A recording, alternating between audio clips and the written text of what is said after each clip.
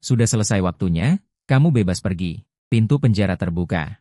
Aku keluar sambil membawa tas kain usang. 5 tahun sudah. Aku tidak tahu bagaimana keadaan 11 Yu dan anak-anak kami.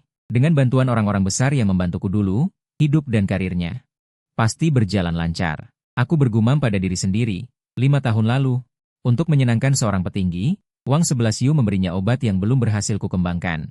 Akibatnya, ibu petinggi itu meninggal dunia. Dia bersumpah akan memenjarakan Wang 11 Yu. Saat itu, Wang 11 Yu sudah mengandung dia dan anak kami. Melihat istriku yang cantik dan perutnya yang sedikit membuncit, aku memutuskan untuk menggantikan Wang 11 Yu menerima hukuman. Selama 5 tahun di penjara ini, aku tak henti-hentinya merindukan Wang 11 Yu dan anak yang belum pernah kutemui. Apa Yu tidak datang? Aku berjalan keluar gerbang penjara. Aku melihat ke sekeliling, mencari bayangan istriku. Hari ini adalah hari aku bebas. Dia pasti akan datang menjemputku bersama anak kami. Namun, jalannya kosong, tidak ada siapa-siapa. Beberapa menit kemudian, saat aku mulai kecewa, sebuah BMW seri 5 berwarna champagne melaju kencang. Saat mobil itu mendekatiku, mobil itu berhenti di sampingku dengan drift yang sempurna. Pintu mobil terbuka. Aku ingin pergi ke suatu tempat. Tidak perlu. Pakaianku bersih kok. Melihat sikap Bai Ningbing yang kasar padaku, ekspresiku pun menjadi dingin. Seberapa bersihnya sih di penjara? Bai Ningbing berkata dengan jijik. Mobil ini kubeli sendiri. Jangan bawa bau penjara ke mobilku. Bai Ningbing, tahukah kamu bicara dengan siapa? Aku sedikit mengernyit. Jelas dia sedang marah. 5 tahun lalu, Bai Ningbing baru saja lulus kuliah. Aku sudah belajar sejak kecil. Aku sudah belajar sejak kecil. Aku sudah belajar sejak kecil. Aku sudah belajar sejak kecil. Jangan bawa bau penjara ke mobilku. Bai Ningbing, tahukah kamu bicara dengan siapa? Aku sedikit mengernyit. Jelas dia sedang marah. 5 tahun lalu, Bai Ningbing hanyalah seorang mahasiswi yang baru lulus, tidak bisa mencari pekerjaan, dan sering ditolak. Akulah yang memberinya kesempatan dan mengajarinya banyak hal. Sekarang dia sudah besar. Dia bahkan mulai membenciku. Aku akan langsung mengatakannya saja. Bai Ningbing juga malas berpura-pura. Dengan dingin, Tuan Wang tidak datang menjemputmu karena Nona Bai sudah kembali ke negara ini. Tuan Wang sudah pergi ke bandara untuk menjemput Nona Bai. Selain itu, Tuan Wang memintaku memberikan ini padamu. Memintamu menandatanganinya. Sambil berkata begitu, Bai Ningbing menyerahkan surat cerai kepadaku. Surat perjanjian itu tertulis dengan jelas, selama kamu menyetujui perceraian, kamu akan mendapatkan 10 juta tunai, sebuah apartemen mewah, dan sebuah Mercedes-Benz C300. Nona Bai bercerai, aku terdiam beberapa detik, lalu akhirnya mengerti apa yang terjadi. Orang bernama Bai itu, seharusnya adalah cinta pertama Wang Xiwei, Bai Haoran. Saat itu, jika Bai Haoran tidak pergi ke luar negeri sebelum menyelesaikan kuliahnya, Wang Xiwei tidak akan memilihku. Aku pikir, bertahun-tahun ini, dia sudah lama melupakan Bai Haoran. Tidak kusangka. Aku tertawa mencemooh diriku sendiri. Jantungku terasa seperti teriris pisau. Aku rela mabuk menggantikannya dan masuk penjara. Menjalani 5 tahun hidup dalam kegelapan di penjara. Ternyata, dia malah menjemput sang pujaan hatinya di bandara. Apa artinya semua yang telah kuberikan untuknya? Aku tidak akan menandatanganinya. Suruh Wang Xiwei datang menemuiku. Aku berteriak marah. Bersamaan dengan itu, kulempar perjanjian perceraian di tanganku. Kau jangan macam-macam. Kalau kau patuh dan setuju bercerai, kau akan dapat 10 juta, ditambah rumah dan mobil. Anran memeluk dadanya, menatapku dingin dan mencibir. Jika kau tidak setuju, jangan salahkan Nyonya Wang karena tidak memedulikan hubungan lama. Nyonya Wang ingin berurusan denganmu. Dia bahkan tidak perlu bergerak sendiri. Banyak orang yang ingin menjilat Nyonya Wang akan membantunya menyelesaikan masalah. Saat itu, kau tidak akan mendapatkan apa-apa. Nyonya Wang dan kau sudah bukan dari dunia yang sama. Dia adalah CEO wanita dengan kekayaan miliaran. Pria yang mengejarnya bisa berbaris sampai ke luar negeri. Apa kedudukanmu? Kau hanya seorang mantan narapidana tanpa masa depan. Mantan narapidana sepertimu nantinya bahkan tidak punya kesempatan mencari pekerjaan. Lebih baik ambil 10 juta ini, dan jalani sisa hidupmu dengan baik. 10 juta. Banyak orang tidak akan bisa menghasilkan sebanyak itu seumur hidup mereka. Tanda tangani saja dengan patuh. Atau kau akan kehilangan segalanya. Pikirkan sendiri. Plak. Sebelum Anran selesai bicara, aku sudah menampar wajahnya. Tamparan ini adalah pelajaran agar kau menghormatiku. Jangan lupa siapa yang membawamu keluar. Mataku memerah. Seperti binatang buas yang baru saja kehilangan mangsanya, kugertakkan gigi dan berkata, bawa aku menemui Wang Xiwei. Tiba-tiba, aku tidak keberatan membunuhmu, lalu kembali ke penjara. Dasar gila. Anran kali ini ketakutan, gemetar seluruh tubuhnya. Melihatku memancarkan aura membunuh, dia hanya bisa memilih untuk berkompromi. 1 jam kemudian, aku tiba di ruang rapat Departemen Hukum Xinyu Group. Tunggu di sini. Nyonya Wang akan segera tiba. Kembali ke wilayahnya, Anran akhirnya tidak begitu takut. Dia kembali menjadi sombong. Beberapa pengacara berpakaian necis berdiri di samping Anran, menunggu kedatangan Wang Xiwei bersama. Akhirnya, pintu ruang rapat didorong terbuka. Wang Xiwei masuk mengenakan sepatu hak tinggi. 5 tahun tidak bertemu. Dia menjadi lebih cantik. Gaun ketat berwarna merah membingkai lekuk tubuhnya yang indah, memancarkan aura dewasa. Wang Xiwei melangkah dengan sepatu hak tingginya. Mantap, seperti ratu yang angkuh. Dia terlihat sangat berdandan, lebih cantik dari biasanya. Melihat dia berdandan begitu cantik untuk menemui Bai Haoran membuat hatiku tidak nyaman. Aku hanya mengepalkan tangan, bibirku kering, terus-menerus berkata pada diriku sendiri. Mungkin ini hanya lelucon. Yue, kamu datang. Aku memaksakan senyuman. Bertahun-tahun ini, kamu menderita kerugian. Tapi aku kembali. Selama bertahun-tahun ini, aku memang menderita kerugian. Wang Xiwei memotong perkataanku. Dengan dingin, syukurlah dia kembali. Mu Jinghe. Kita cerai saja. Jangan menggangguku lagi. Di mataku, kamu hanyalah pengganti. Jika kamu merasa 10 juta tidak cukup, aku bisa menambahkan 10 juta lagi. Tolong jangan terlalu serakah. Semuanya harus lebih jelas, pengganti. Pengganti yang bagus. Aku juga tertawa. Tertawa dengan sangat sakit hati. Aku hanya pengganti. Lalu anak itu jelas-jelas milik kita berdua. Aku masih ingin membujuk, tapi Wang Xiwei kembali memotong perkataanku. Anak itu, kamu pikir aku ingin punya anak denganmu? Jika bukan karena aku mabuk malam itu dan melakukan kesalahan. Tidak akan ada anak sama sekali. Karena kamu bertanya tentang anak, aku akan memberitahumu. Pada hari kamu di penjara, aku menggugurkannya. Di hatiku hanya ada Bai Haoran. Selain Bai Haoran, aku tidak akan punya anak dengan pria lain. Apalagi, kamu hanya pengganti. Pengganti. Mataku memerah, tanganku terkepal erat, tubuhku bergetar karena marah. Hanya dengan kata pengganti, kamu bisa seenaknya menggugurkan anakku saat aku di penjara. Dia sudah terbentuk. Wang Xiwei, kamu membunuh putriku. Aku tidak akan pernah lupa. Sebelum di penjara, aku menemani Wang Xiwei ke rumah sakit untuk pemeriksaan. Di layar USG, terlihat putriku bergerak dengan lucu. Saat itu, Wang Xiwei dengan santai berjanji akan merawat anak itu dengan baik. Begitu juga ibuku. Karena itu aku tanpa ragu membelanya dan masuk penjara. Selama 5 tahun di penjara, aku terus memikirkan putriku tumbuh menjadi seperti apa. Apakah dia lebih mirip aku, atau lebih mirip Wang Xiwei? Tapi sekarang, Wang Xiwei memberitahuku bahwa anak itu sudah lama digugurkan. Bam! Aku memukul meja rapat, langsung membuat lubang besar di meja kayu jati. Tindakan ini membuat Wang Xiwei ketakutan. Dia mundur beberapa langkah, tapi sedetik kemudian, dia berjanji dengan putus asa. Apa yang ada di perutku, aku berhak memutuskan. Kau pikir aku ini apa? Wanita bukan alat untuk melahirkan anak. Kenapa kau marah padaku? Wang Xiwei semakin marah, dia berteriak padaku, kau hanya dipenjara selama 5 tahun di Jianyue. Pernahkah kau memikirkan bagaimana aku melewati 5 tahun ini? Kau tahu betapa sulitnya aku mengembangkan grup Xinyu menjadi seperti ini selangkah demi selangkah? Mu Jinhe, di hatimu hanya ada anak, kau sama sekali tidak peduli penderitaan yang aku alami selama 5 tahun ini. Penderitaan macam apa yang aku lalui? Kau menuduhku egois, hah? Menurutku kaulah yang paling egois dan munafik. Kau tahu aku paling menyukai Bai Haoran, sekarang dia kembali. Tapi kau tidak mau mewujudkan keinginanku. Mewujudkanmu. Aku menatap Wang Xiwei dengan dingin. Menemukan bahwa orang di depanku ternyata begitu asing. Aku tidak pernah membayangkan Wang Xiwei bisa menjadi gadis peri seperti ini. Lalu siapa yang akan mewujudkan keinginanku? Aku menahan amarahku. Berkata kata demi kata, siapa yang akan mengembalikan putriku padaku? Wang Xiwei. Tahukah kau bagaimana kau mendapatkan segalanya? Wang Xiwei berkata berulang kali. 5 tahun ini tidak mudah untuk dilewati. Mengembangkan grup Xinyu menjadi seperti ini tidak mudah. Tapi aku tahu betul. Selama 5 tahun ini ada banyak orang penting yang membantu Wang Xiwei secara diam-diam. Dan lagi, grup Xincheng aku dirikan sendiri. Sebelum aku di penjara, grup Xincheng sudah cukup terkenal di Jiangcheng. Selama Wang Xiwei tidak melakukan kesalahan fatal, dia tidak perlu berusaha terlalu keras, cukup menunggu proyek-proyek besar. Datang sendiri. Segala sesuatu yang aku miliki, aku peroleh dengan kerja kerasku.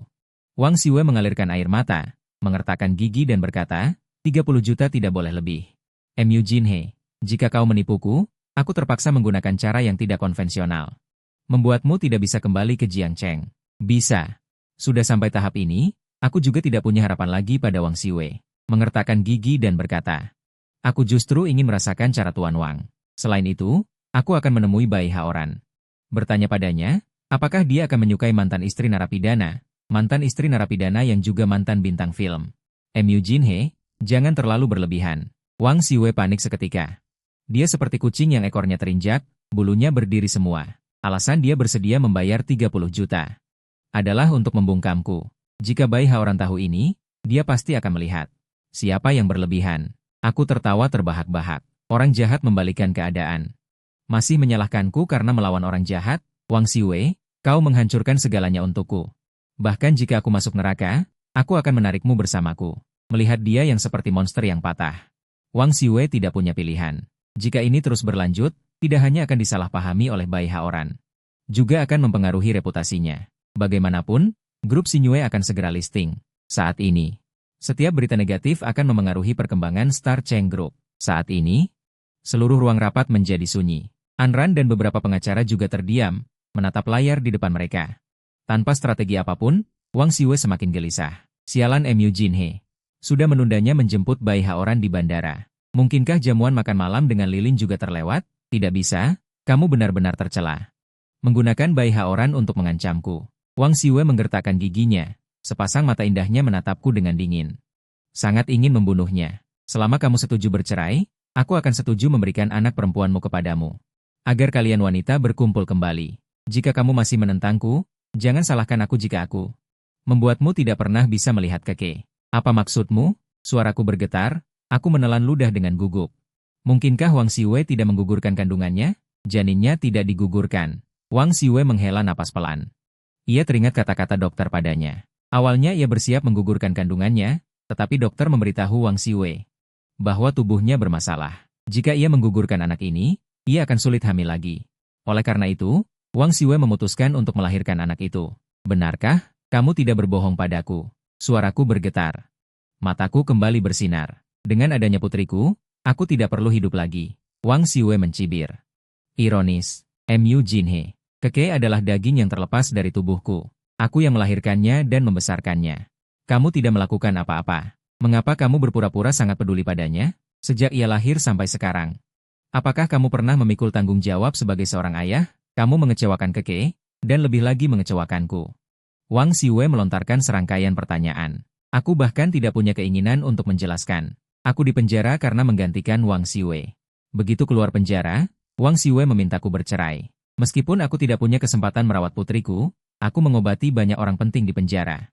Dan memastikan mereka diam-diam merawat ibu dan anak Wang Siwei. Bagaimana mungkin aku tidak bertanggung jawab? Hanya saja, sekarang mengatakan ini, Wang Siwei sudah tidak bisa mendengarkan lagi. Di hatinya hanya ada cinta pertama, Bai Haoran. Aku bisa setuju bercerai. Selama kamu memberikan putriku kepadaku. Aku berkata begitu. Hahaha.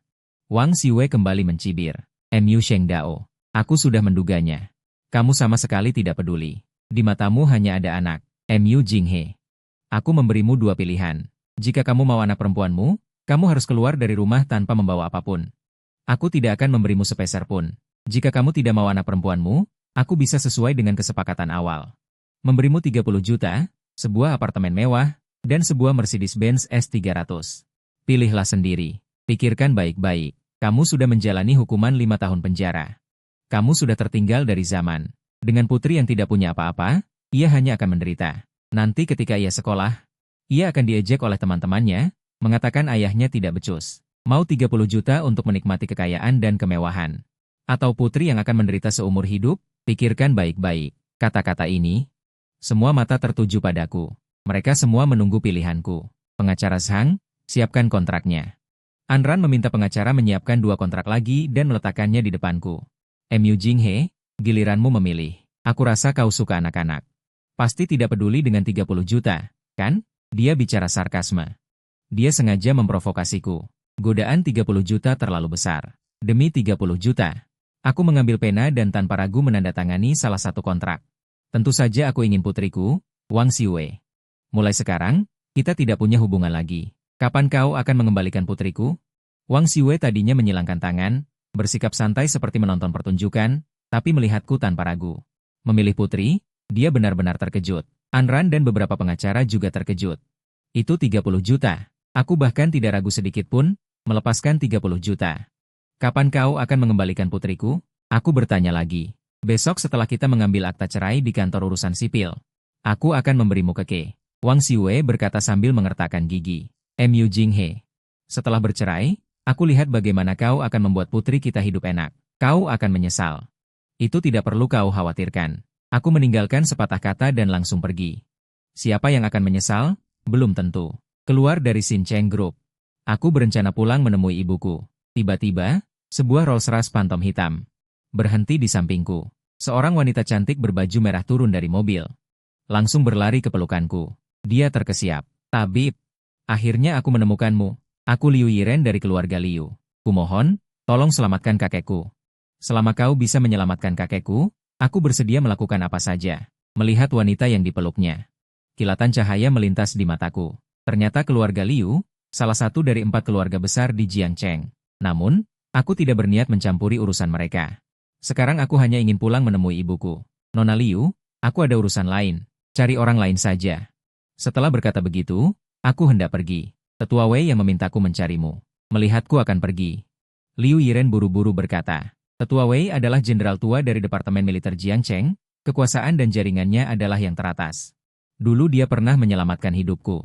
Aku tidak menyangka Tetua Wei akan membuatkan perkenalan untuk keluarga Liu.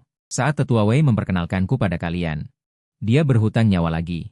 Mendengar nama Tetua Wei, nadaku akhirnya tidak sedingin dulu. Benar, tapi aku punya urusan sendiri sekarang.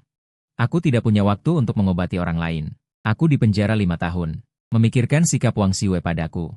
Aku rasa Wang Xiwei tidak akan bisa merawat ibuku dengan baik. Jadi, sekarang aku hanya ingin segera kembali. Untuk melihat ibu kandungnya, tapi penyakit kakekku. Tidak bisa ditunda. Liu Yiren hampir menangis karena cemas, suaranya pun terdengar seperti tangisan.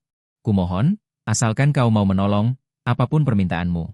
Keluarga Liu akan menyanggupinya. Saat itulah aku benar-benar memperhatikan wanita di depanku. Liu Yiren tingginya sekitar 1,7 meter, bertubuh seksi menggoda, dengan fitur wajah yang halus. Dia memiliki wajah tirus yang putih bersih, matanya besar dan berair, memancarkan kehidupan. Dengan kulit seputih salju, dia cantik luar biasa, dengan wajah yang sangat menawan. Bahkan jika Wang Xiwei berdiri di sampingnya, dia akan kalah jauh, baik dari segi wajah maupun tubuh. Liu Yiren jauh mengungguli Wang Xiwei, apalagi dia beberapa tahun lebih muda dari Wang Xiwei. Melihat kebaikan hatimu, aku akan memberimu pil perpanjangan hidup. 3 hari lagi. Kembalilah menemuiku. Aku mengeluarkan sebuah botol gio kecil dari sakuku dan menuangkan pil obat yang berkilauan dan transparan. Lalu aku meletakkannya di telapak tangan Liu Yiren. Pil ini bisa menyelamatkan kakekku. Liu Yiren sedikit ragu. Aku bahkan belum melihat kondisi kakekku, tapi kau sudah memberiku pil. Jika tidak percaya, kau boleh tidak meminumnya. Aku malas menjelaskan, langsung pergi saja. Aku percaya.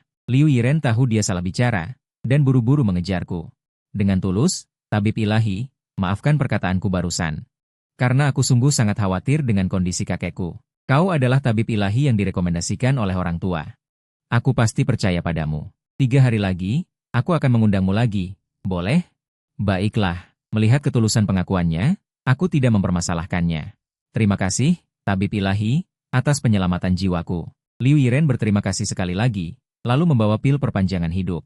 Dan bergegas kembali untuk merawat kakeknya. Namun saat kecil, aku tiba di kawasan tua kota. Yang akan segera digusur. Ini adalah rumahku. Melihat rumah-rumah kumuh di sekitarku. Dan tanda, demolis, di dinding. Aku mengerutkan kening. Daerah ini akan digusur. Entah ibuku sudah pindah atau belum.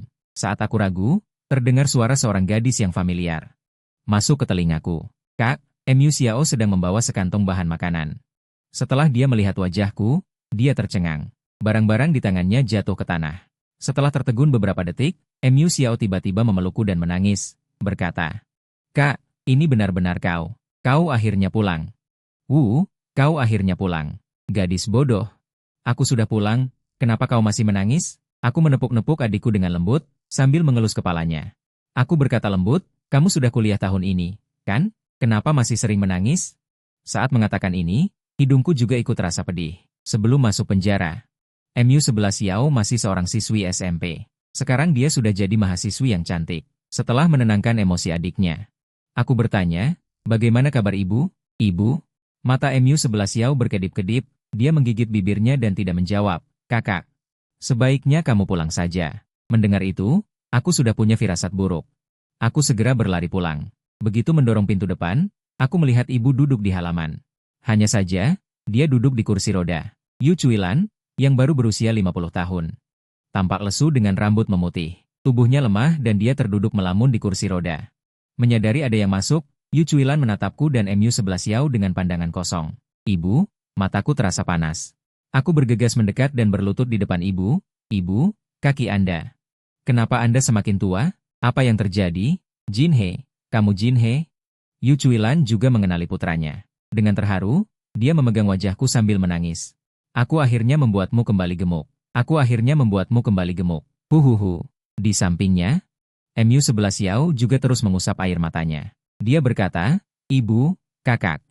Jangan menangis lagi. Hari ini seharusnya bahagia. Benar, benar, hari ini seharusnya bahagia. Yu Cuilan buru-buru menyeka air matanya dan mengganti topik. Ya. Yao Yao, pergi masak. Buatkan sesuatu yang enak untuk kakakmu. Aku pergi membantu Yao Yao. Aku sadar ibu ingin menghindar, jadi aku memutuskan untuk bertanya pada adikku. Setelah kami berdua masuk dapur, aku tidak bisa menahan diri lagi dan langsung bertanya. Apa yang sebenarnya terjadi? Kenapa ibu jadi sekurus ini? Dan kaki ibu? Sebelum aku masuk penjara, aku meninggalkan banyak obat untuk menyembuhkan kaki ibu. Bukan karena Wang 11 Yu, Mu11 Yao menggertakkan giginya dan mendengus. Kakak, obat-obatan yang kamu tinggalkan itu seharusnya bisa menyembuhkan kaki ibu. Tapi setelah Wang Ken mengalami kecelakaan mobil, Wang 11 Yu memberikan semua obat itu kepada adiknya. Lagi-lagi Wang 11 Yu, aku mengepalkan tangan erat-erat. Ada kemarahan di dadaku yang tidak bisa diluapkan.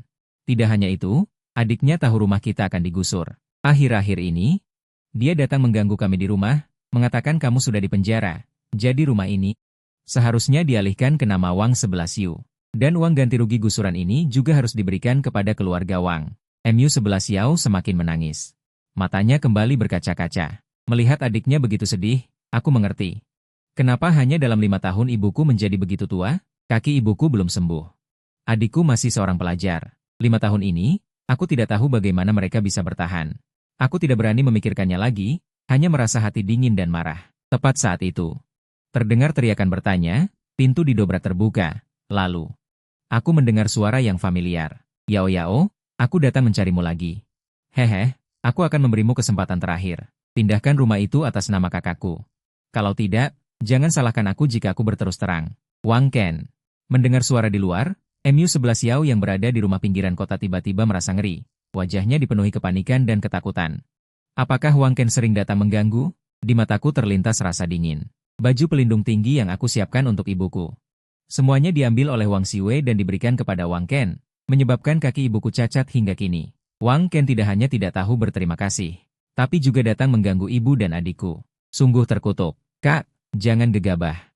Kita tidak bisa berurusan dengan Wang Ken. Merasakan dinginnya tatapanku, Mu11 Yao buru-buru menarik lenganku.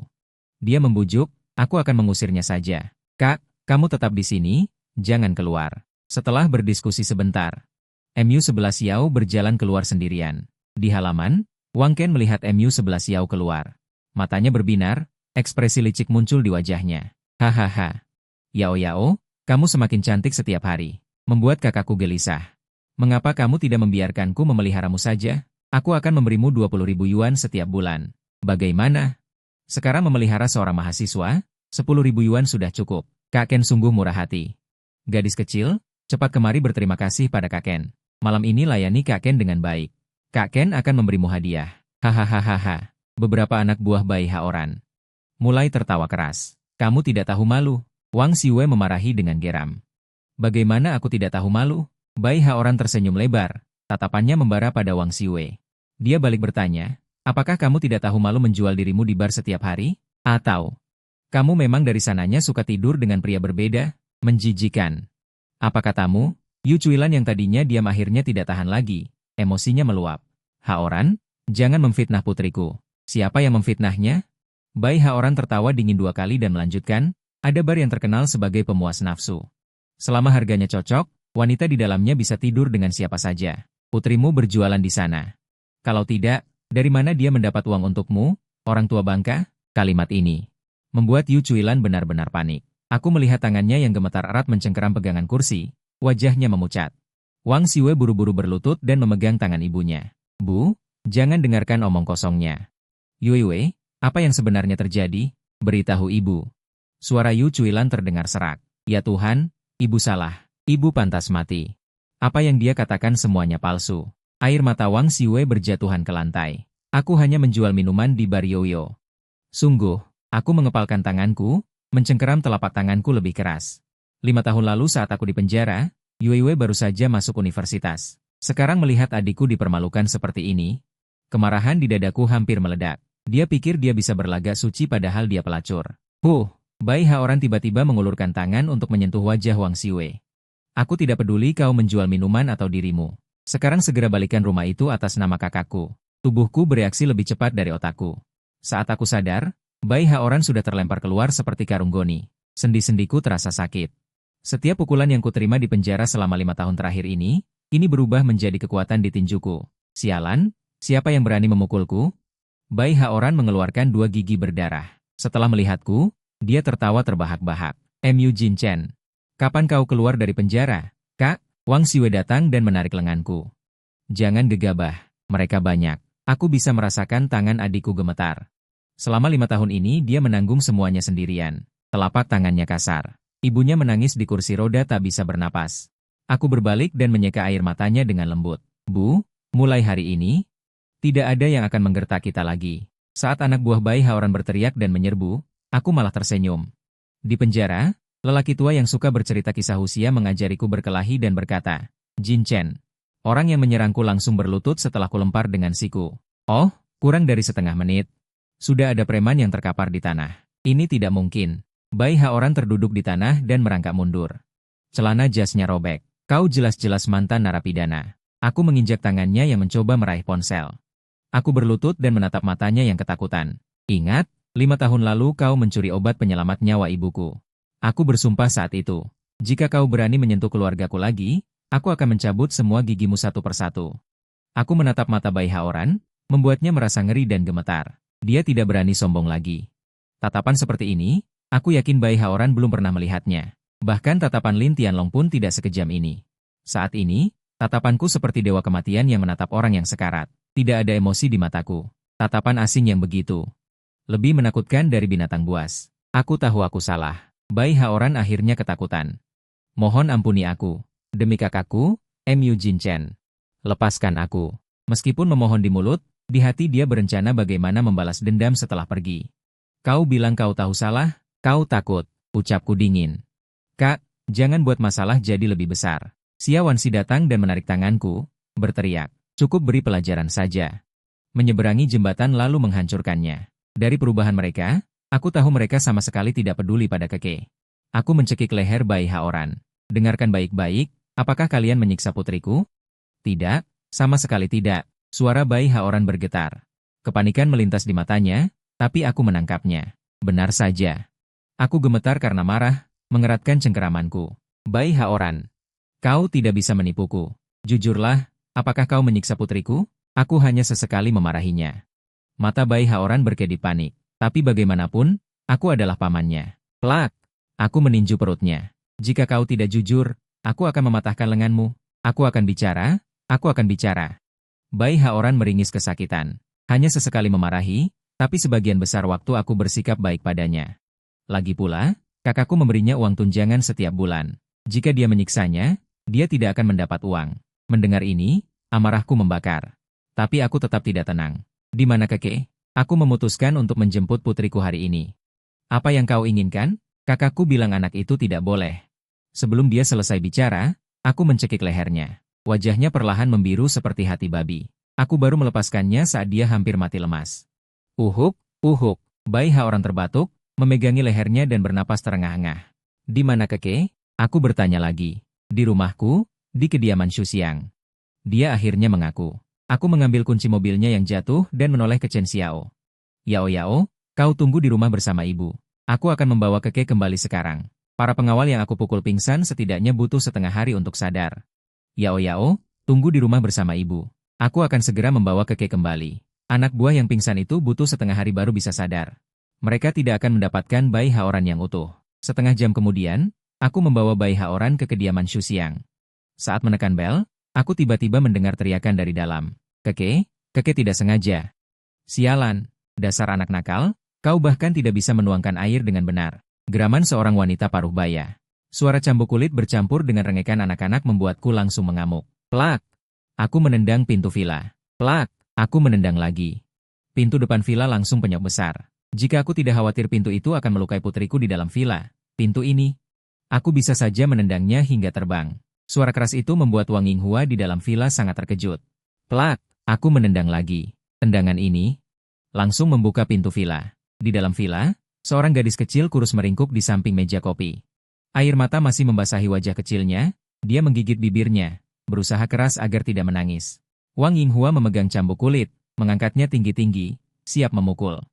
Apa yang kau lakukan? Melihatku tiba-tiba muncul, Wang Yinghua terkejut sesaat. Lalu marah, siapa yang memberimu keberanian menendang pintu rumah kami? Aku tidak memedulikan Wang Yinghua. Pandanganku tertuju pada gadis kecil itu saat aku berjalan mendekatinya selangkah demi selangkah. Gadis kecil itu berusia sekitar 4 atau 5 tahun, sangat cantik, dengan wajah tirus yang manis. Sepasang mata besar yang berair, hidung kecil dan mancung, bibir merah muda. Dia terlihat 3 bagian mirip Wang Xiwei, 7 bagian mirip aku ayahnya. Aku tidak tahan lagi, aku berjongkok dan memeluk Keke erat-erat. Sungguh menyedihkan. Keke, maafkan ayah, ayah terlambat. Mulai sekarang, tidak ada lagi yang bisa mengganggumu. Tidak ada. Ayah, Keke sangat merindukanmu. Nenek dan paman bilang kamu sudah meninggal. Keke sedih sekali. Keke kecil memeluk leherku, terus menangis. Ibu juga bilang Keke tidak punya ayah. Keke tidak berani bertanya lebih banyak. Sekarang, akhirnya aku punya ayah. Wang Yinghua melihat pemandangan ini dan tertawa dingin. Sudah selesai aktingnya? Kalau sudah selesai, cepat pergi. Dasar tidak berguna. Dulu kamulah yang menunda putriku. Putriku sudah lama ingin bercerai darimu. Selain itu, Keke bukan bagian dari keluarga MU kalian, dia dari keluarga Wangku. Aku menatap dingin Wang Yinghua, lalu melirik luka di tubuh putriku, dan berkata dingin. Memukul 1 atau memukul 2 sama saja. Hari ini, aku akan mencari keadilan untuk putriku. Selesai berbicara, aku berjalan menuju Wang Yinghua selangkah demi selangkah. Wang Yinghua mundur 2 langkah ketakutan, lalu mengepalkan sabuk di tangannya dan berteriak. Coba saja kau berani menyentuhku. Wang Yinghua mengangkat sabuk di tangannya dan memukulku dengan ganas. Sabuk itu tidak mengenai tubuhku, tetapi aku menangkapnya dengan tangan dan menariknya dengan keras. Aku merebut sabuk itu. Dasar tidak berguna. Beraninya melawan? Tahukah kamu? Keluarga Wangku sangat kuat sekarang. Anakku adalah bawahan Lin Tianlong. Wang Yinghua bertahan keras. Menyebut-nyebut nama Lin Tianlong untuk menakut-nakutiku. Saat itu, aku melihat Bai Haoran merangkak masuk. Berteriak keras, Bu, jangan bicara lagi. Biarkan dia membawa Keke pergi, kita tidak bisa menyinggung perasaannya. Saat aku pertama kali datang, Bai Haoran mulai merangkak, dan baru sampai di gerbang villa sekarang. Wang Yinghua melihat wajah putranya berdarah. Dia tidak bisa berjalan dengan kedua kakinya. Cemas, Chen. Ada apa denganmu? Siapa yang memukulmu seperti ini? Apa Mu Jinghe, si tidak berguna itu? Aku balas dendam untukmu. Aku patahkan kakimu. Wang Yinghua mengambil asbak kaca dari meja dan menerjangku.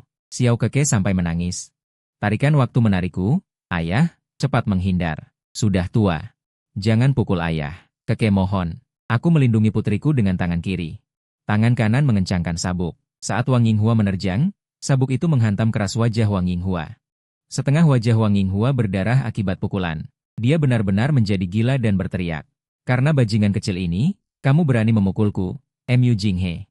Apa kamu tahu status keluarga Wang sekarang? Aku ingin kamu mati. Aku ingin kamu mati bersama bajingan kecil itu. Lebih baik aku mati daripada mendengar. Berani kamu memaki putriku lagi. Percaya atau tidak, aku akan mencabut lidahmu. Wang Yinghua sudah dibutakan oleh amarah. Dia sama sekali tidak menyadari tatapan membunuhku, dan terus berteriak. Jika putriku tidak punya masalah kesehatan, sulit untuk hamil lagi. Bajingan kecil ini. Pada hari kamu masuk penjara, seharusnya sudah kubuang. Suara Bai Haoran bergetar. Bu, jangan bicara lagi. Dia sudah melihat caraku. Jika terus memaki begini, mungkin aku akan langsung membunuh Wang Yinghua. Wang Yinghua masih belum sadar. Xiao Changdao, kamu bekerja untuk Lin Tianlong, kan? Takut padanya, seorang wanita tua? Cepat telepon Lin Tianlong. Minta dia bawa orang ke sini untuk membersihkan pelacur ini dan bajingan kecil ini. Bukan hanya mereka berdua. Aku juga akan membersihkan ibumu yang cacat. Ini akibatnya kalau kamu memprovokasi aku. Amarahku meluap. Aku tidak pernah semarah ini. Sabuk di tangan Yang Qi menghantam lagi dengan keras. Dengan satu pukulan sabuk, Setengah wajah Wang Yinghua yang lain juga terluka parah, kulitnya robek, daging dan darah terlihat. Wang Yinghua berguling kesakitan di tanah. Dia menjerit kesakitan. Ini balasan untukmu atas apa yang kamu lakukan pada putriku. Aku tidak akan menahan diri. Ucapku dingin. Bekas luka yang kamu tinggalkan di tubuh Keke, semuanya akan kubalas padamu. Setelah berkata begitu, aku terus memukul keras. Bai Haoran juga memohon ampun. Mu Jinghe, mohon jangan pukul ibuku lagi. Bawa Keke pergi saja. Kami tidak akan menghalangi. Asal kamu jangan pukul ibuku lagi. Aku mencibir. Oh, kamu ternyata berbakti. Aku hampir mengira hati kalian terbuat dari batu. Aku mendengus dingin dan balik bertanya. Lalu kenapa kamu tidak berbelas kasih saat istri tua itu menyiksa putriku? Bagaimanapun, Keke punya darah keluarga Wang. Satu adalah nenek Keke, satu lagi adalah paman Keke. Bagaimana kedua orang ini tega menyiksanya begitu kejam? Jangan pukul lagi. Xiao Keke ketakutan melihat ini dan tidak berani mendekat. Semua terkunci di sudut, tangisan kecilku. Koko akan patuh nanti, tidak akan memecahkan cangkir lagi. Ayah, jangan pukul aku. Kalau tidak, ibu akan marah. Paman juga akan membalas dendam padamu. Koko tidak salah. Mereka yang salah. Aku khawatir putriku akan takut, jadi aku berhenti. Lalu aku pergi dan menggendong Koko, berkata dengan lembut, ayah akan membawamu pergi dari sini. Tidak ada yang akan menggertakmu lagi. Xiao Koko mengangguk dengan penuh semangat dan berkata, ya, sialan, Wang Yinghua ingin menghentikanku, tapi seluruh tubuhnya sakit sampai dia tidak bisa berdiri. Dia hanya bisa menyaksikan aku membawa pergi Xiao Koko. Wang Yinghua sangat marah dan berteriak, cepat telepon Nijie. Dan telepon Bai Haoran. Rebut kembali Koko. Dan, aku ingin Mujin mati. Aku akan menelepon sekarang. Wang Ken mengeluarkan ponselnya. Dia pertama-tama menelepon nomor Wang Siwei. Halo, Kak. Cepatlah pulang. Mujin, dia merebut Koko. Dia tidak hanya merebut Koko, tapi juga memukul orang. Kakiku patah karena dipukul Mujin. Ibu juga terluka parah oleh Mujin. Wang Siwei sedang makan di sebuah restoran barat. Saat ini, dia berdandan sangat cantik. Wajahnya dirias dengan riasan yang memukau, mengenakan gaun pas badan yang indah. Setiap senyumannya anggun dan menawan. Tetapi setelah mendengar kata-kata Wang Ken, wajah Wang Siwei menjadi sangat tidak senang. Dia tidak menyangka aku akan bertindak begitu kasar. Tidak hanya merebut putrinya, tapi juga memukuli adik dan ibunya. Di seberang Wang Siwei, ada seorang pria tampan yang mengenakan setelan jas yang rapi. Dia bertanya, siapa ini? Pria ini adalah cinta pertama Wang Siwei. Bai Haoran. Wang Siwei tidak ingin Bai Haoran tahu tentang hal-hal ini, terutama bahwa dia pernah memiliki anak. Bukan karena dia ingin menyembunyikannya, tetapi karena sudah begitu lama tidak bertemu. Wang Siwei hanya ingin mengobrol santai dengan Bai Haoran. Setelah hubungan mereka pasti, dia akan memberitahu Bai Haoran tentang pernikahannya. Adapun Koko, jika dia benar-benar tidak bisa hamil di masa depan, dia akan mencari cara untuk membujuk Bai Haoran agar dia menerima Koko. Jadi, sekarang aku tidak boleh membiarkan Bai Haoran tahu tentang ini. Wang Siwei berkata dengan enggan, kondisi ibu saya tidak begitu baik. Saya harus kembali merawatnya. Melihat Wang Siwei memutuskan untuk pergi, Bai Haoran hanya bisa berkata, kalau begitu kamu pulanglah dulu untuk merawat Bibi. Suatu hari nanti aku akan mengunjungi Bibi di rumahmu. Wang Siwei tersenyum tipis dan berpamitan dengan Bai Haoran. Saat berbalik, wajahnya yang cantik seketika tertutup embun beku, dan matanya penuh kebencian yang membara. Sialan Mu Jinhi, beraninya dia pergi ke rumahku saat aku sedang makan bersama Haoran? Dia bahkan berani memukul adik dan ibuku. Kau tunggu saja. Wang Siwei menarik napas dalam-dalam dengan marah. Su Huofeng dari Haoran terus mengganggunya. Kembali ke mobil, dia mengeluarkan ponselnya. Sekretaris An menelepon Anran. Anran memanggil semua satpam grup. Ikut aku ke Mu Jinhi Jiayu. Ya, semua satpam. Perintahkan mereka membawa pentungan. Hari ini aku akan beri pelajaran pada Mu Jinhi. Anran, yang menerima telepon, sangat gembira. Bahkan dia mengepalkan tangan dan mengayunkannya beberapa kali. Dia tidak lupa saat aku keluar penjara, mencekik lehernya sendiri. Mengancamnya seperti mayat hidup. Sekarang Wang 11 Yu ingin memberiku pelajaran. Anran senang sekali. Setelah menutup telepon, Anran tidak sabar untuk memberitahu semua satpam. Dia berjalan sambil bersorak dalam hati.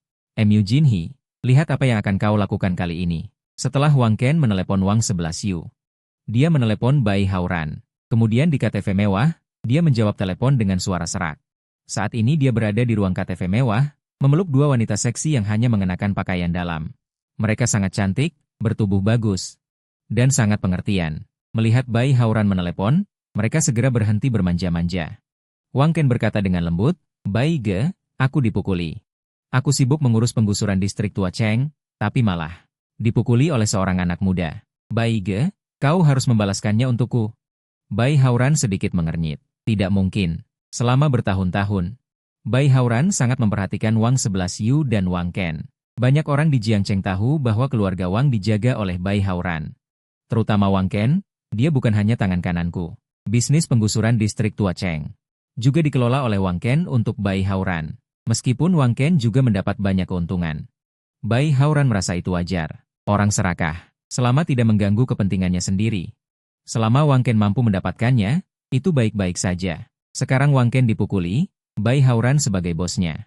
Tentu saja tidak bisa diam saja. Aku menyebut namamu, makanya aku dipukuli lebih parah. Wang Ken menangis terseduh-seduh. Bukan tangisan palsu, tapi kakinya yang lumpuh benar-benar sakit. Setelah menangis, Wang Ken menahan sakitnya dan melanjutkan. Anak itu jago berkelahi. Dia mengalahkan kami dalam sekejap. Lalu, aku bilang aku anak buah Bai Hauran. Dia bilang bahkan Bai Hauran pun harus berlutut padanya.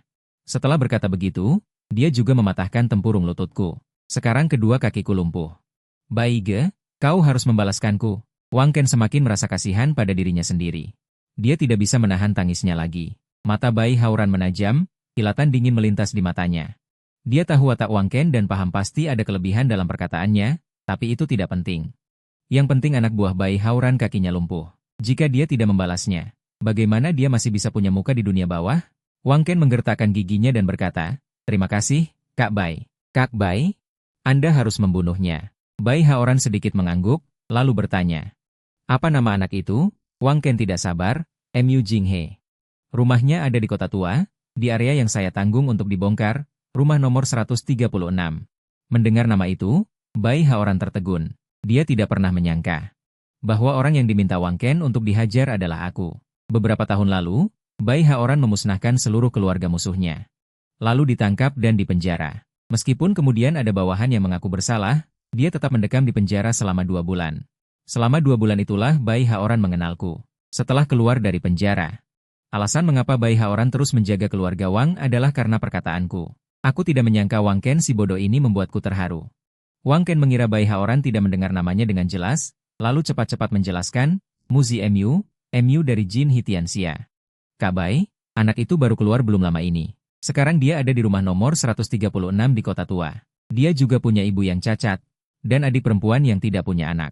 Sangat mudah dikenali. Bai Hauran mencibir dan langsung menutup telepon. Bodoh ini, benar-benar mau menyentuhku.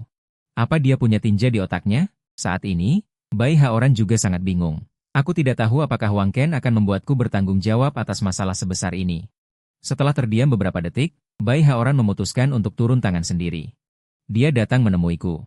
Untungnya, hanya aku yang tahu Tuan Mu keluar. Aku harus memanfaatkan kesempatan ini untuk tampil baik. Setelah berbicara, Bai Hauran mendorong 2 wanita seksi yang memeluknya. Abiao, pergi ke ruang kerjaku.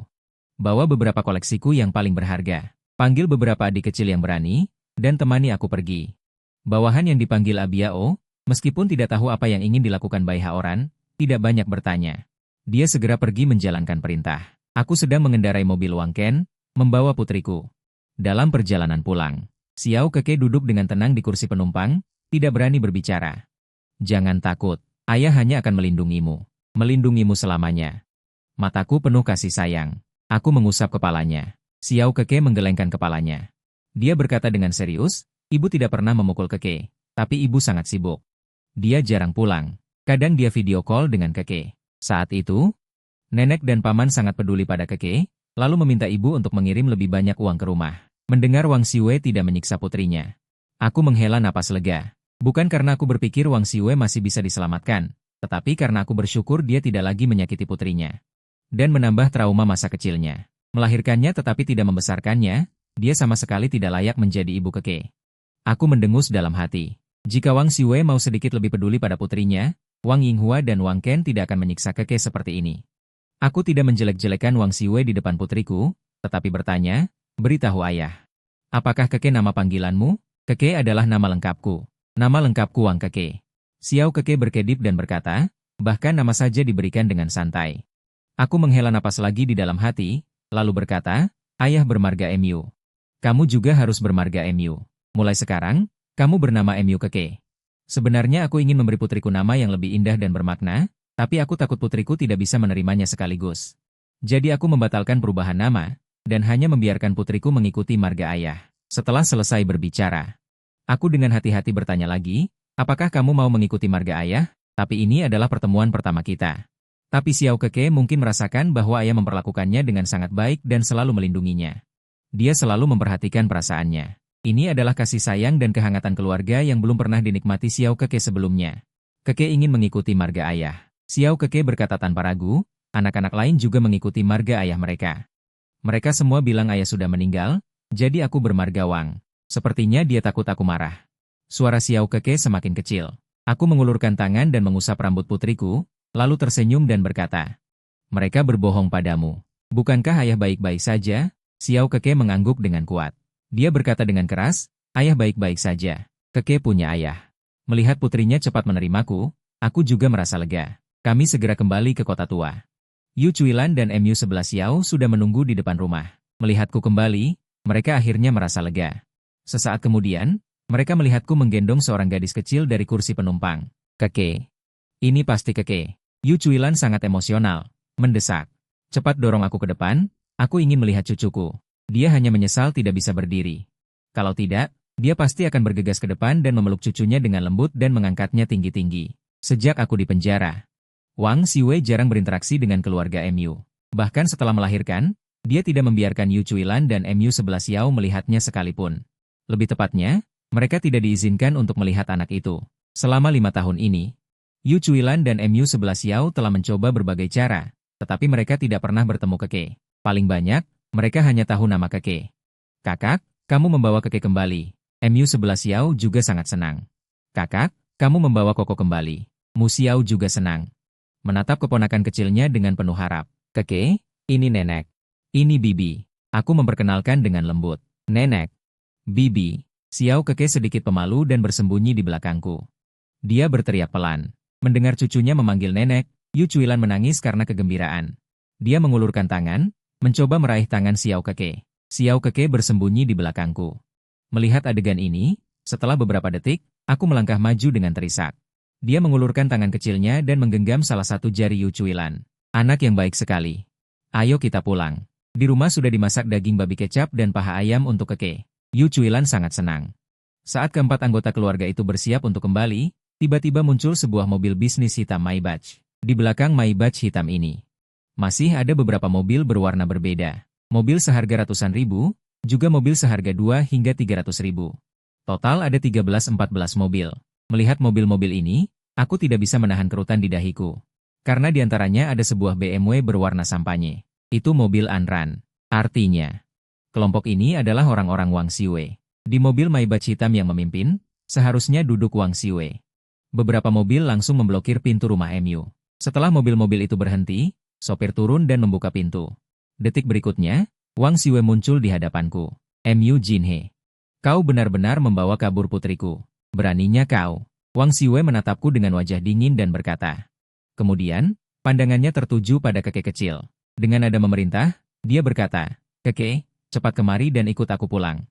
Aku suka ayah. Keke ingin bersama ayah. Keke kecil menggelengkan kepala. Bersembunyi di belakangku, tidak berani menatap mata Wang Xiwei. Wang Xiwei mengerutkan kening.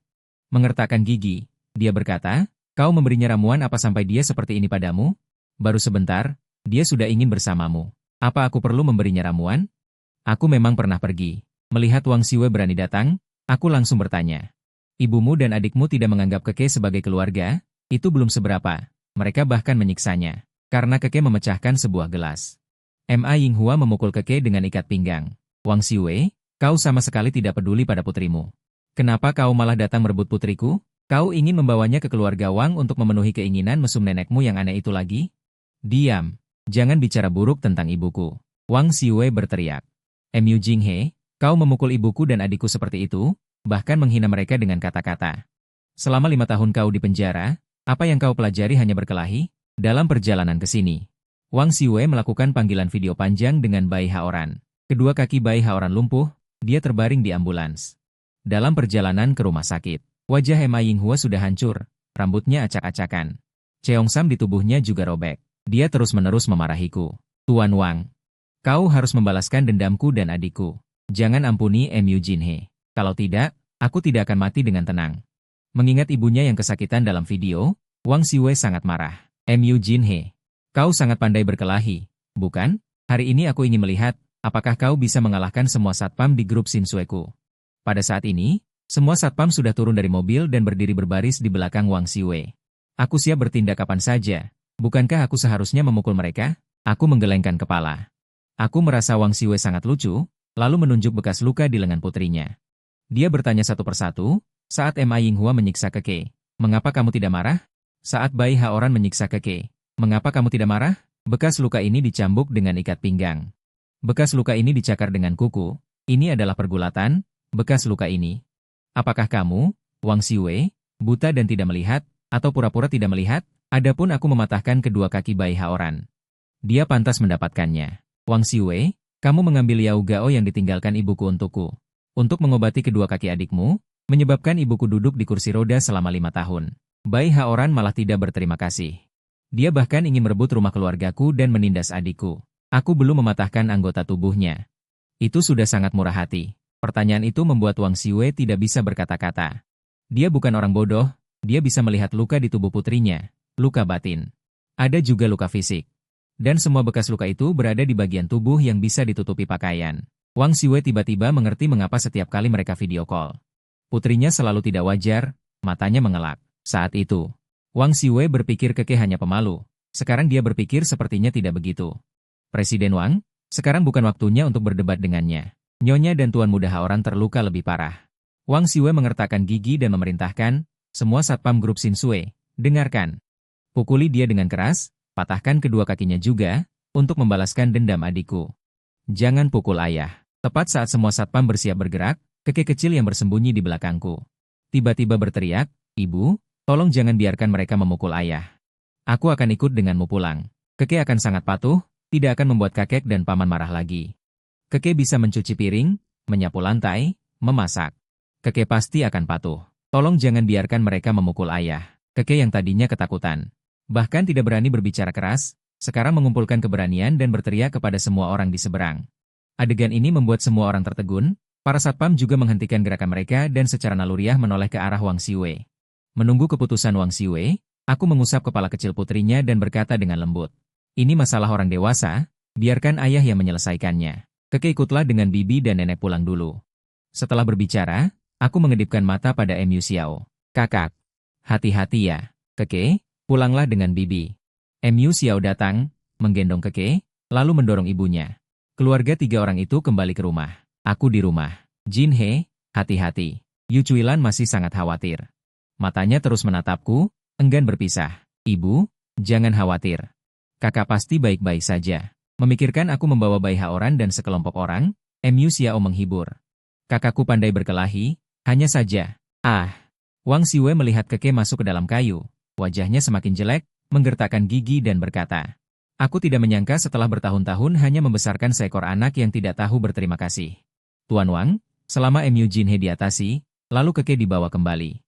Hubungan bisa dibina perlahan, Anran berbisik. Anak-anak tidak mengerti apa-apa. Hanya perlu sedikit memanjakannya, dia akan terus menempel padamu. Benar. Wang Xiwei mengangguk. Mu Jinhe hanya sedikit berbaik hati pada putriku. Dan dia merebutnya. Jika aku sedikit berbaik hati pada Keke, dia akan akrab denganku. Wang Xiwei, kamu masih belum tahu apa kesalahanmu? Aku sangat sedih sampai. Meskipun Keke masih kecil, tapi kecil bukan berarti dia tidak tahu siapa yang baik padanya. Siapa yang peduli padanya, dia bisa merasakannya dengan jelas. Mungkin. Aku mengatakan ini padamu mungkin berlebihan, tapi kamu benar-benar tidak pantas menjadi ibu Keke. Aku tidak pantas. Dia adalah daging yang jatuh dariku. Saat aku melahirkannya, aku hampir kehilangan setengah nyawaku. Wang Xiwei emosi, berteriak. Semua karena kamu. Mu Jinghe, kamu yang membuat Keke mabuk. Kamu berhak menggurui aku. Kenapa kalian masih diam? Tidak dengar perintahku tadi? Patahkan kakinya. Ya, melihat Wang Xiwei marah, para satpam mengepalkan tongkat polisi mereka. Mereka semua menyerbu ke depan, terutama para satpam muda yang ingin menunjukkan kemampuan. Sudah terlambat untuk mengatakan apapun. Wang Xiwei sudah tidak ada harapan lagi. Lagi pula, kami akan bercerai, aku juga tidak berencana membiarkan putriku menemuinya lagi. Pukul dia, seorang satpam muda menyerbu ke depan, mengangkat tongkat polisinya. menghantam ke arah kepalaku. Tongkat karet ini tidak begitu kuat, tapi sangat padat. Memukul orang sangat sakit. Pukulan keras ke kepala akan menyebabkan pusing selama beberapa detik. Melihat dia menyerang begitu kasar, aku mendengus dingin dan langsung bertindak. Aku tidak menghindar dari tongkat satpam itu, tetapi sebelum tongkat itu menghantam, aku menendang perutnya dengan keras. Plak, kekuatan besar menendang perut satpam itu. Satpam itu menjerit kesakitan.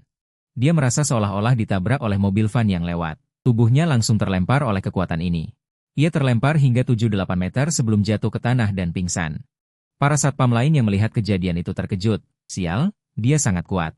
Apakah dia tak terkalahkan? Para satpam yang tersisa ragu-ragu. Gaji hanya beberapa ribu sebulan. Kenapa harus mempertaruhkan nyawa? Kenapa kalian diam saja? Selama anak ini dilumpuhkan, Tuan Wang akan memberi hadiah besar, seru Anran dengan suara keras. Benar, semua satpam yang berpartisipasi dalam misi ini kali ini akan mendapat bonus 50.000. Wang Siwe mengertakkan gigi, mendengus, untuk mereka yang terluka dalam misi ini. Aku akan menanggung biaya pengobatan.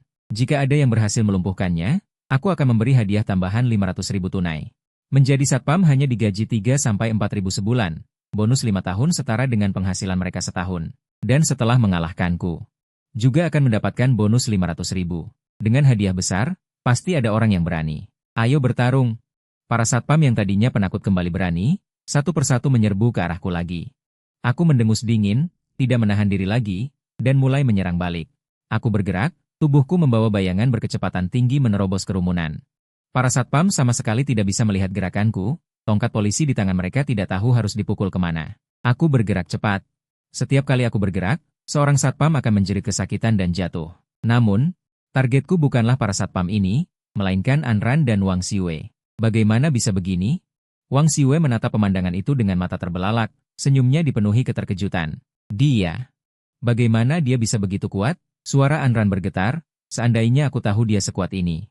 Kenapa aku harus memprovokasinya? Saat mereka tercengang, aku sudah berada di depan mereka. Aku menampar wajah Anran. Tamparan ini adalah untukmu yang menendang kuda yang membawamu menyeberang sungai dan melupakan budi baiknya, kataku dingin. Grup Shinsue adalah hasil jerih payahku. Saat itu Anran yang putus asa memintaku memberinya kesempatan. Aku menerimanya. Tamparan kedua adalah agar kau sadar bahwa hanya karena punya uang dan kekuasaan, bukan berarti kau bisa meremehkan orang lain. Jangan pernah berpikir untuk menginjak orang lain di bawah kakimu. Aku berkata dingin, sambil memberikan tamparan kedua yang keras ke wajah Anran.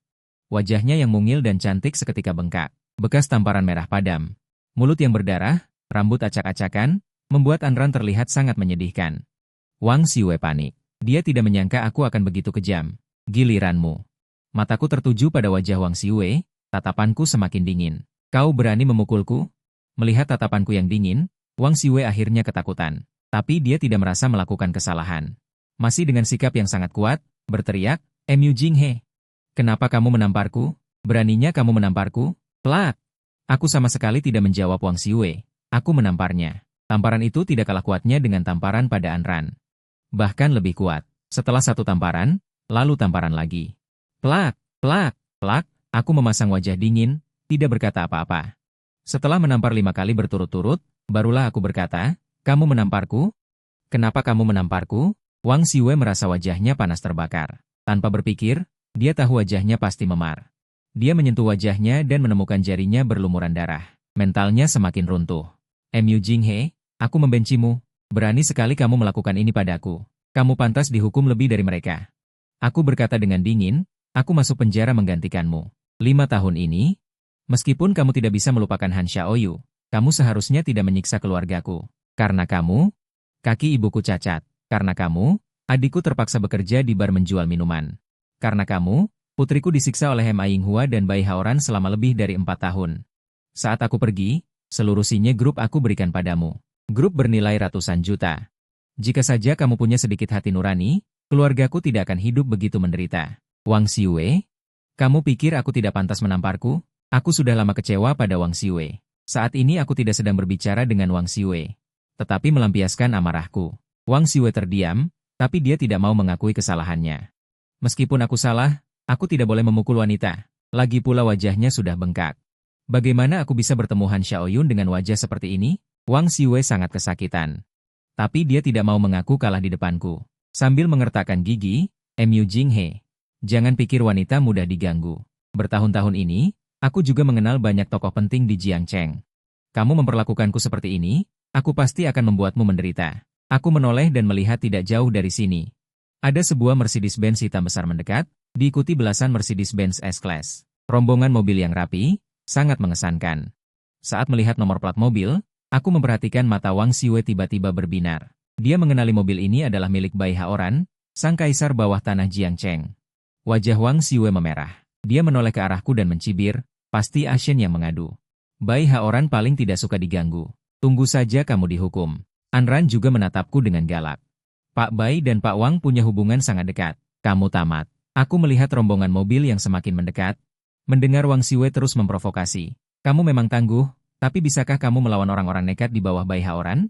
Dia sengaja menekankan kata, orang-orang nekat, dengan sangat berat. Saat Mercedes-Benz besar itu berhenti 5 meter di depan, aku melihat pupil mata Bai Haoran menyempit seketika. Pria berwajah dingin ini tiba-tiba berlutut di depanku. Suaranya bergetar, Tuan Mu. Aku tidak tahu tentang penggusuran itu. Jika aku tahu keluarga Wang akan memperlakukan ibumu seperti ini, aku akan... Bai Haoran, apakah kamu gila? Jeritan Wang Xiwei menembus udara. Rambut panjangnya yang terawat rapi. Masih berdebu dari pertengkaran sebelumnya, ini jatuh bersama tubuhnya yang gemetar. Aku menatap Bai Haoran, Kaisar Gui. Teringat 3 tahun lalu di penjara, bagaimana Kaisar Gui yang terkenal di dunia bawah tanah, memohon ampun kepada instruktur. Saat itu, aku hanya membantunya menulis surat untuk keluarga Feng. Aku tidak menyangka itu menjadi alasan dia menjaga keluarga Wang selama bertahun-tahun. Jika Anda, Tuan Mu, belum puas, aku akan mengubah namaku menjadi Jiang. Bai Haoran tiba-tiba mengeluarkan pistol dan menodongkan ke tenggorokannya. 30 lebih penjahat berseragam di belakangnya berlutut serempak. Suara lutut yang berdebum bergema. Wang Xiwei mundur dan menabrak kap mobil Mercedes. Setelan Chanel barunya tergores di kap mesin, meninggalkan serat-serat halus. Perjanjian perceraian yang dia siapkan dengan hati-hati tergelincir dari tas LV-nya dan terlindas oleh roda mobil hingga masuk ke lumpur. Pergilah dengan orang-orangmu. Aku berbalik menuju rumah tua. Suara tangisan Bai Haoran terdengar dari bawah pintu kayu. Villa Yunhu sudah siap. Tuan Mu, siap kapan saja. Aku melihat Wang Xiwei gemetar di sudut mataku. Batu-batu imitasi di sepatunya berkilauan di bawah sinar matahari terbenam. Aku teringat berlian-berlian kecil di buket bunga saat kami menikah. Anran diam-diam merekam dengan ponselnya. Aku tersenyum ke arah kamera. Besok jam 9 di biro pencatatan, ingatlah untuk memakai sepatu datar. Cara kakimu yang miring sangat tidak enak dilihat. Sopir itu berjalan ke arahku sambil membawa sebuah kotak. Lalu membukanya. Di dalam kotak itu, ada ginseng berusia 1000 tahun. Dan juga sebuah kartu ban hitam. Aku tahu Tuan Mu baru punya waktu 3 hari lagi. Anggota Dewan Liu menjelaskan, kami tahu Tuan Mu sangat sibuk. Benda-benda ini hanyalah ucapan terima kasih yang tulus kepada Tuan Mu, bukan undangan untuk mengobati kakekku sekarang. Jadi, tolong terimalah benda-benda ini, Tuan Mu, jangan menolak. Anda sangat perhatian. Aku tidak menolak. Aku baru saja keluar dari penjara dan memang sangat membutuhkan uang. Ini adalah tugasku. Liu Yuan tersenyum lagi. Wajahnya yang halus menunjukkan senyuman sehangat angin musim semi. Dia melanjutkan, Tuan Mu menyelamatkan kakekku, jadi Anda adalah tamu kehormatan keluarga Liu. Kalimat terakhir ini dikatakan Liu Yuan kepada Lin Tianlong. Di mata Liu Yuan, aku hanyalah seorang tabib jenius dengan keahlian luar biasa. Lin Tianlong adalah kaisar dunia bawah di Jiangcheng. Lin Tianlong datang mencariku. Seharusnya untuk meminta bantuan mengobati penyakit. Hanya saja, Lin Tianlong adalah tokoh yang beroperasi di area abu-abu. Dia terkenal buruk dan membawa begitu banyak anak buahnya untuk menemuiku. Itu tidak menjamin dia tidak akan berbuat buruk padaku. Jadi, Liu Yiren menekankan secara khusus. Aku adalah penyelamat kakeknya. Ini adalah sindiran bagi Lin Tianlong, jika kamu ingin berurusan denganku. Kamu harus memikirkannya 2 kali. Nona Liu, Anda salah paham. Lin Tianlong sangat terkejut. Aku tidak menyangka aku baru saja keluar dari penjara dan sudah menyelamatkan tuan tua keluarga Liu. Dia segera membungkuk hormat, Tuan Mu adalah bangsawan saya. Saya datang ke sini. Dia datang untuk membalas budi. Setelah berbicara, dia menyerahkan 1 set kunci dengan kedua tangannya. Dengan hormat, Tuan Mu, ini kunci Villa Yunhu. Anda bisa pindah kapan saja. Liu Yiren sekarang penasaran. Awalnya dia mengira aku hanya orang muda yang misterius. Tetapi dia tidak menyangka bahwa bahkan tokoh besar seperti Lin Tianlong begitu menghormatiku. Villa Yunhu adalah kawasan villa termahal di Jiangcheng. Setiap unit termurah dimulai dari 20 juta. Aku menerima kuncinya dan berkata kepada Lin Tianlong. Tidak ada yang lain. Anda bisa kembali sekarang. Begitu banyak yang terjadi dalam 1 hari. Aku hanya ingin makan malam dengan keluargaku dengan tenang. Baiklah, Tuan MU, ada perintah? Telepon aku kapan saja. Lin Tianlong mengangguk hormat dan pergi bersama sekelompok bawahannya. Sepertinya identitas Tuan MU tidak sederhana. Wajah cantik Liu Yiren. Muncul senyuman memesona. Aku terlalu khawatir sebelumnya. Kamu juga baik hati. Terima kasih. Aku berkata datar. Tuan MU terlalu sopan. Melihat aku tidak berniat menahan, Liu Yiren juga sedikit kecewa. Karena tidak ada lagi, aku akan pergi dulu. Aku tidak akan mengganggu waktu Tuan MU berkumpul dengan keluarganya. 3 hari lagi, aku akan menjemput Tuan MU di Villa Yunhu. Baik. Aku mengangguk, lalu berbalik pulang. Melihat aku pergi begitu saja. Liu Yiren mengerutkan alisnya. Bergumam pada dirinya sendiri. Apakah pesonaku sekecil ini? Sesampainya di rumah, begitu memasuki halaman, kakek kecil berlari ke arahku. Sambil berlari, dia berteriak, "Ayah, baik." Melihat kakek berlari ke arahku, aku tersenyum dan berjongkok, membiarkan kakek masuk ke pelukanku.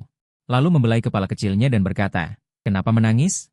Kakek takut orang jahat itu memukul ayah. Takut ibu akan membawa kakek pergi. Kakek memeluk leherku erat-erat dan bertanya dengan lembut, "Ayah, apakah ibu dan orang jahat itu sudah pergi?" "Mereka pergi?" Aku menggendong kakek dan berkata dengan keras, "Ayah yang mengusir mereka." Dengan ayah di sini, tidak ada yang akan berani menggertak kakek lagi. "Apakah ayah juga memukul ibu?" Kakek bertanya dengan suara pelan. Aku terdiam, tidak tahu bagaimana menjawab. Aku tidak hanya memukul Wang Xiwei, tetapi juga menamparnya beberapa kali. Tapi bagaimana menceritakan hal seperti ini kepada anak kecil? Lagi pula, aku belum mengerti mengapa kakek menanyakan pertanyaan ini. "Chen Mo?" 2 detik kemudian. Aku menjawab dengan samar, aku memarahinya. Dia tidak akan berani mencari masalah dengan kita lagi. Kakek mengangguk dengan serius. Di samping, Yu Cuilan dan MU11 Xiao tersenyum melihat ini. Aku bebas. Dan aku membawa kakek kembali. Keluarga MU sekarang punya nuansa rumah. "Kak, ayo makan dulu." Aku juga tersenyum, dan berkata dengan penuh emosi, "Gigitan ini, sudah 5 tahun aku merindukannya." Seluruh keluarga berkumpul untuk makan dengan bahagia. Aku memberi ibuku paha ayam dulu. Satu lagi aku berikan pada kakek. Hasilnya, kakek tidak langsung makan. Sebaliknya, dia menatap orang lain di meja dengan mata besarnya yang berair. Jelas, dia sedikit takut untuk makan. "Ya, Yu Cuilan," dengan tatapan penuh kasih sayang. "Apa kau tidak mau paha ayam?" MU11 Xiao menambahkan iga lagi ke mangkuk kakek, dan berkata, "Bagaimana dengan iga? Apa yang ingin kamu makan? Katakan pada bibimu." "Aku suka semuanya," kakek berkata dengan berani. Dia juga menaruh paha ayam di mangkuknya sendiri ke mangkuk kakek. Kakek melirik Yu Cuilan, dan berkata dengan suara bayi, "Terima kasih, Nenek." Lalu dia terus makan dengan lahap. Pemandangan ini membuatku mengerutkan kening. Kakek jelas menyukai paha ayam. Tapi cara dia makan dengan rakus seperti sudah lama tidak makan daging. Keluarga Wang keterlaluan. MU11 Xiao juga melihat alasannya. Mereka tidak kekurangan uang. Kenapa mereka menyiksa kakek seperti ini? "Kakek, makan pelan-pelan, makan pelan-pelan." Cucuku yang malang. Yu Cuilan melihatnya, hatinya sakit, dan menyeka air matanya. Di sisi lain, Wang Xiwei sudah sampai di rumah sakit. Wajahnya diolesi banyak salep. Dan dibalut perban. Lukanya cukup parah. Sama halnya, Anran juga sama. Mereka berdua ditampar keras olehku, hingga terluka. Tuan Wang tidak menyangka MU Jinghe begitu kuat. Dan dia kenal Lin Tianlong. "Apa yang harus kita lakukan sekarang?" Suara Anran terdengar putus asa. Lin Tianlong. Dia hanyalah orang yang berada di pinggiran dunia abu-abu, tidak bisa tampil di depan umum. Wang Xiwei mengertakkan gigi. Dia berkata dengan benci, "Aku sudah bertahun-tahun di Jiangcheng. Bukankah hanya ada Lin Tianlong? Setelah luka di wajahku sembuh, aku akan mencari Bai Haoran, membiarkannya mengajar MU Jinghe." Saat menyebut Bai Haoran, nada suara Wang Xiwei langsung menjadi lebih lembut. Haoran adalah pewaris masa depan keluarga Bai. Tidak peduli seberapa kuat MU Jinghe, dia hanyalah orang yang tidak punya latar belakang. Tapi aku tidak menyangka. "Kakek, si anak tak tahu berterima kasih ini, sia-sia aku membesarkannya bertahun-tahun." MU Jinghe. "Tunggu saja, aku pasti akan membuatmu menyesal." Wang Xiwei berkata dengan benci. Jika Tuan Bai bersedia membantu, MU Jinghe pasti tamat. Mata Anran berbinar. Dengan bersemangat berkata, keluarga Bai berada di peringkat ketiga di antara 4 keluarga besar, posisinya dan kekuatannya di atas Lin Tianlong. "Tuan Wang, Anda harus berpegang teguh pada keluarga Bai." "Tentu saja." Senyum percaya diri muncul di wajah Wang Xiwei. Dia berkata dengan santai, "Saat kita makan bersama hari ini, Haoran telah menyatakan cintanya padaku. Jika MU Jin tidak mengganggu, kita sudah pergi ke hotel."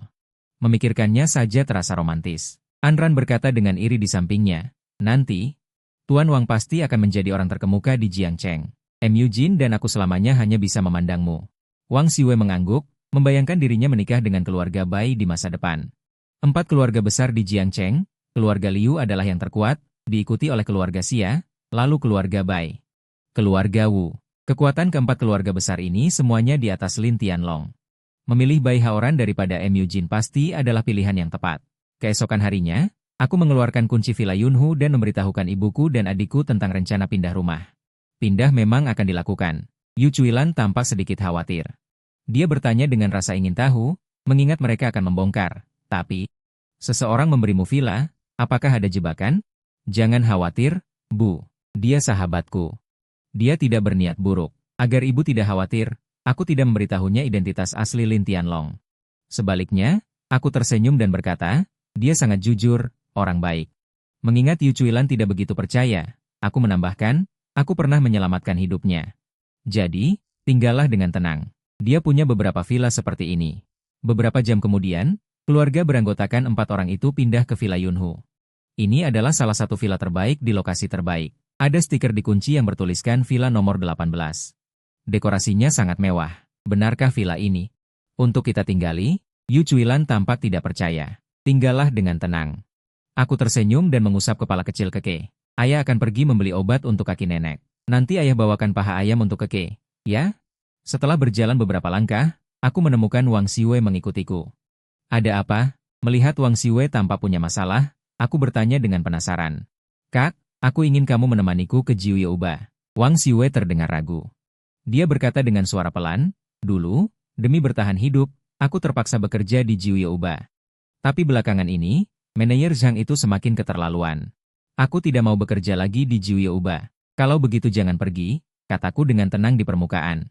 Tetapi dalam hati aku mencatat nama manajer Zhang. Tapi aku belum menerima komisi lebih dari 4.000 yuan. Itu hasil kerja kerasku, kata Wang Xiwei dengan enggan. Kakak, temani aku pergi. Manajer Zhang itu pasti akan sopan.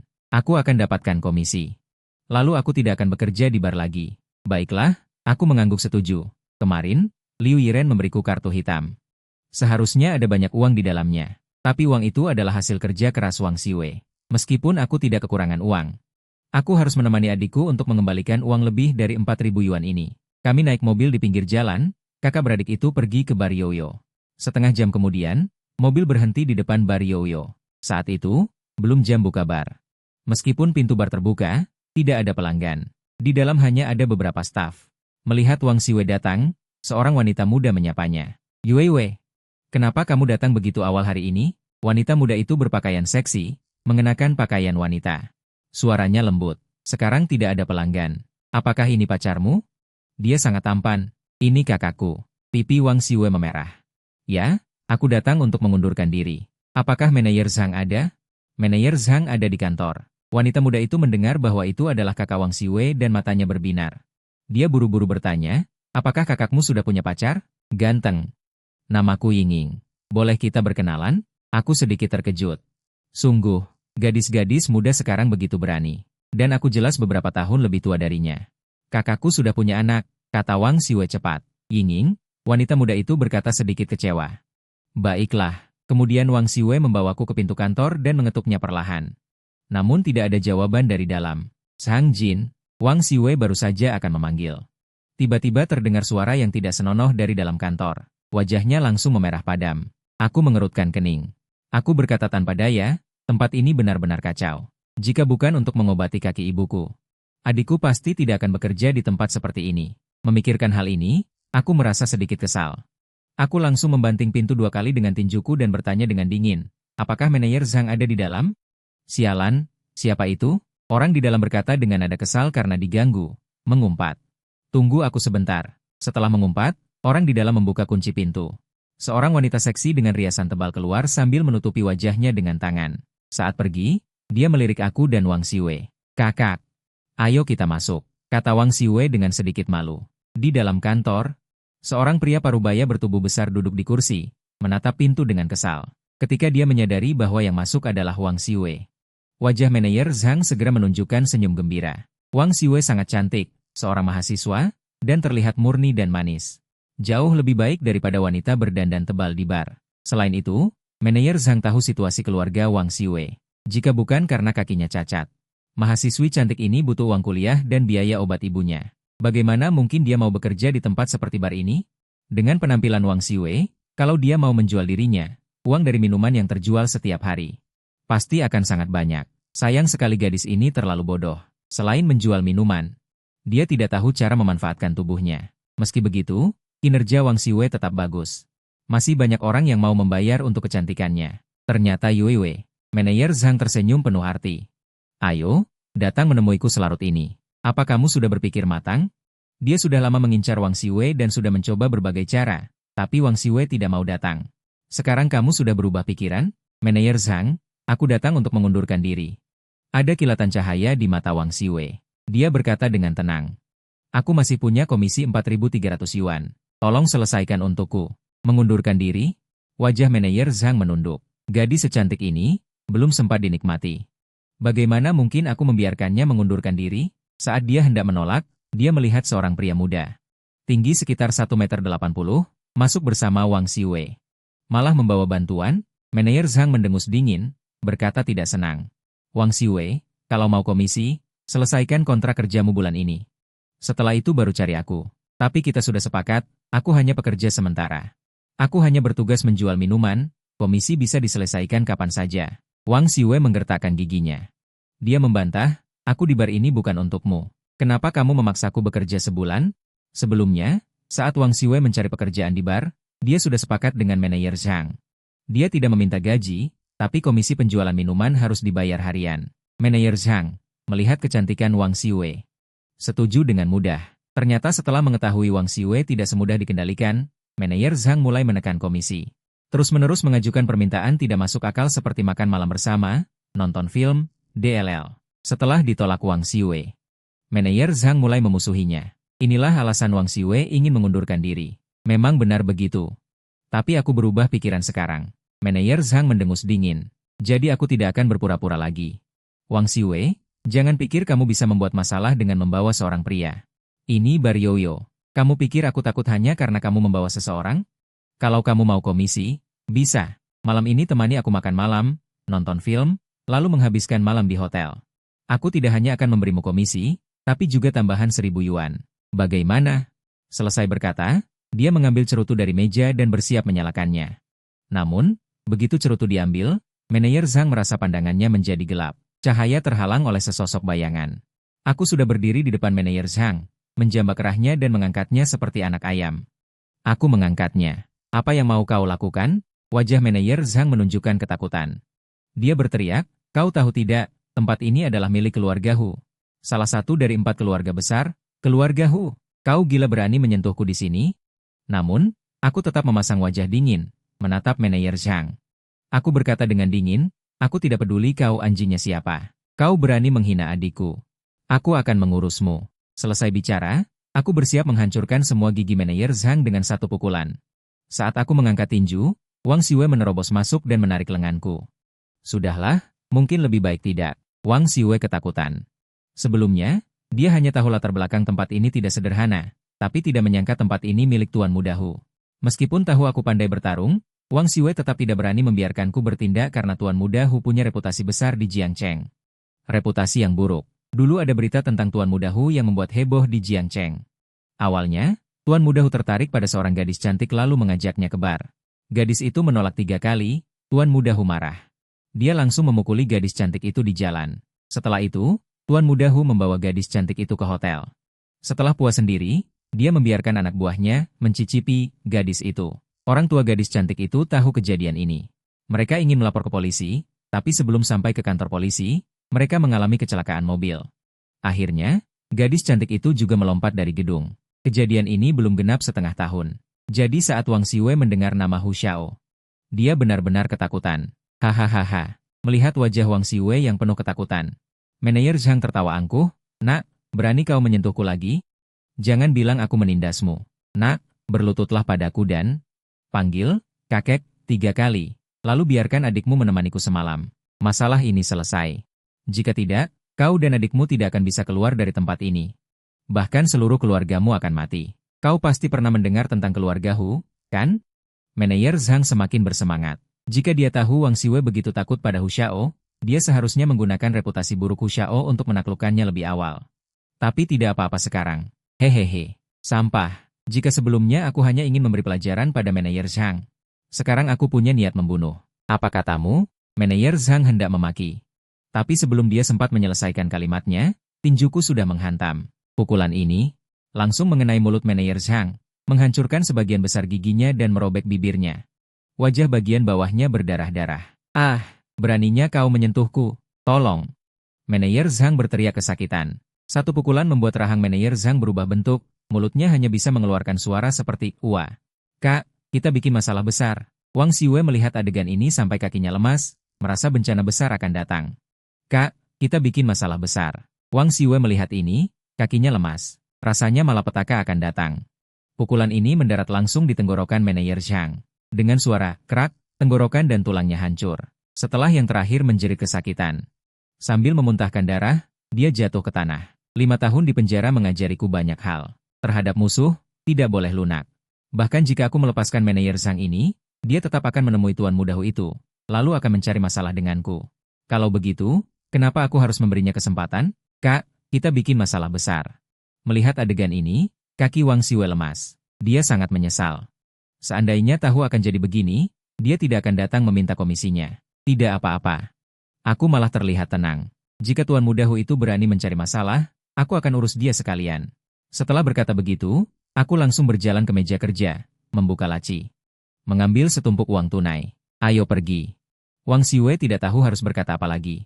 Dia hanya ingin mengambil komisi miliknya, tapi malah terjadi pertumpahan darah. Namun, Wang Xiwei tidak menyalahkanku. Dia tahu kakaknya melakukannya untuk melindunginya. Jika Tuan Muda Hu benar-benar ingin balas dendam, dia akan menanggungnya bersama kakaknya. Kejadian berlangsung sangat cepat. Ditambah lagi bar itu bukan jam operasional. Fakta bahwa aku memukul manajer Zhang sampai mati tidak diketahui orang lain. Setelah meninggalkan bar Yoyo, aku pergi ke apotek dulu, membeli jarum perak dan obat herbal. Kak, apa kaki ibu benar-benar bisa sembuh?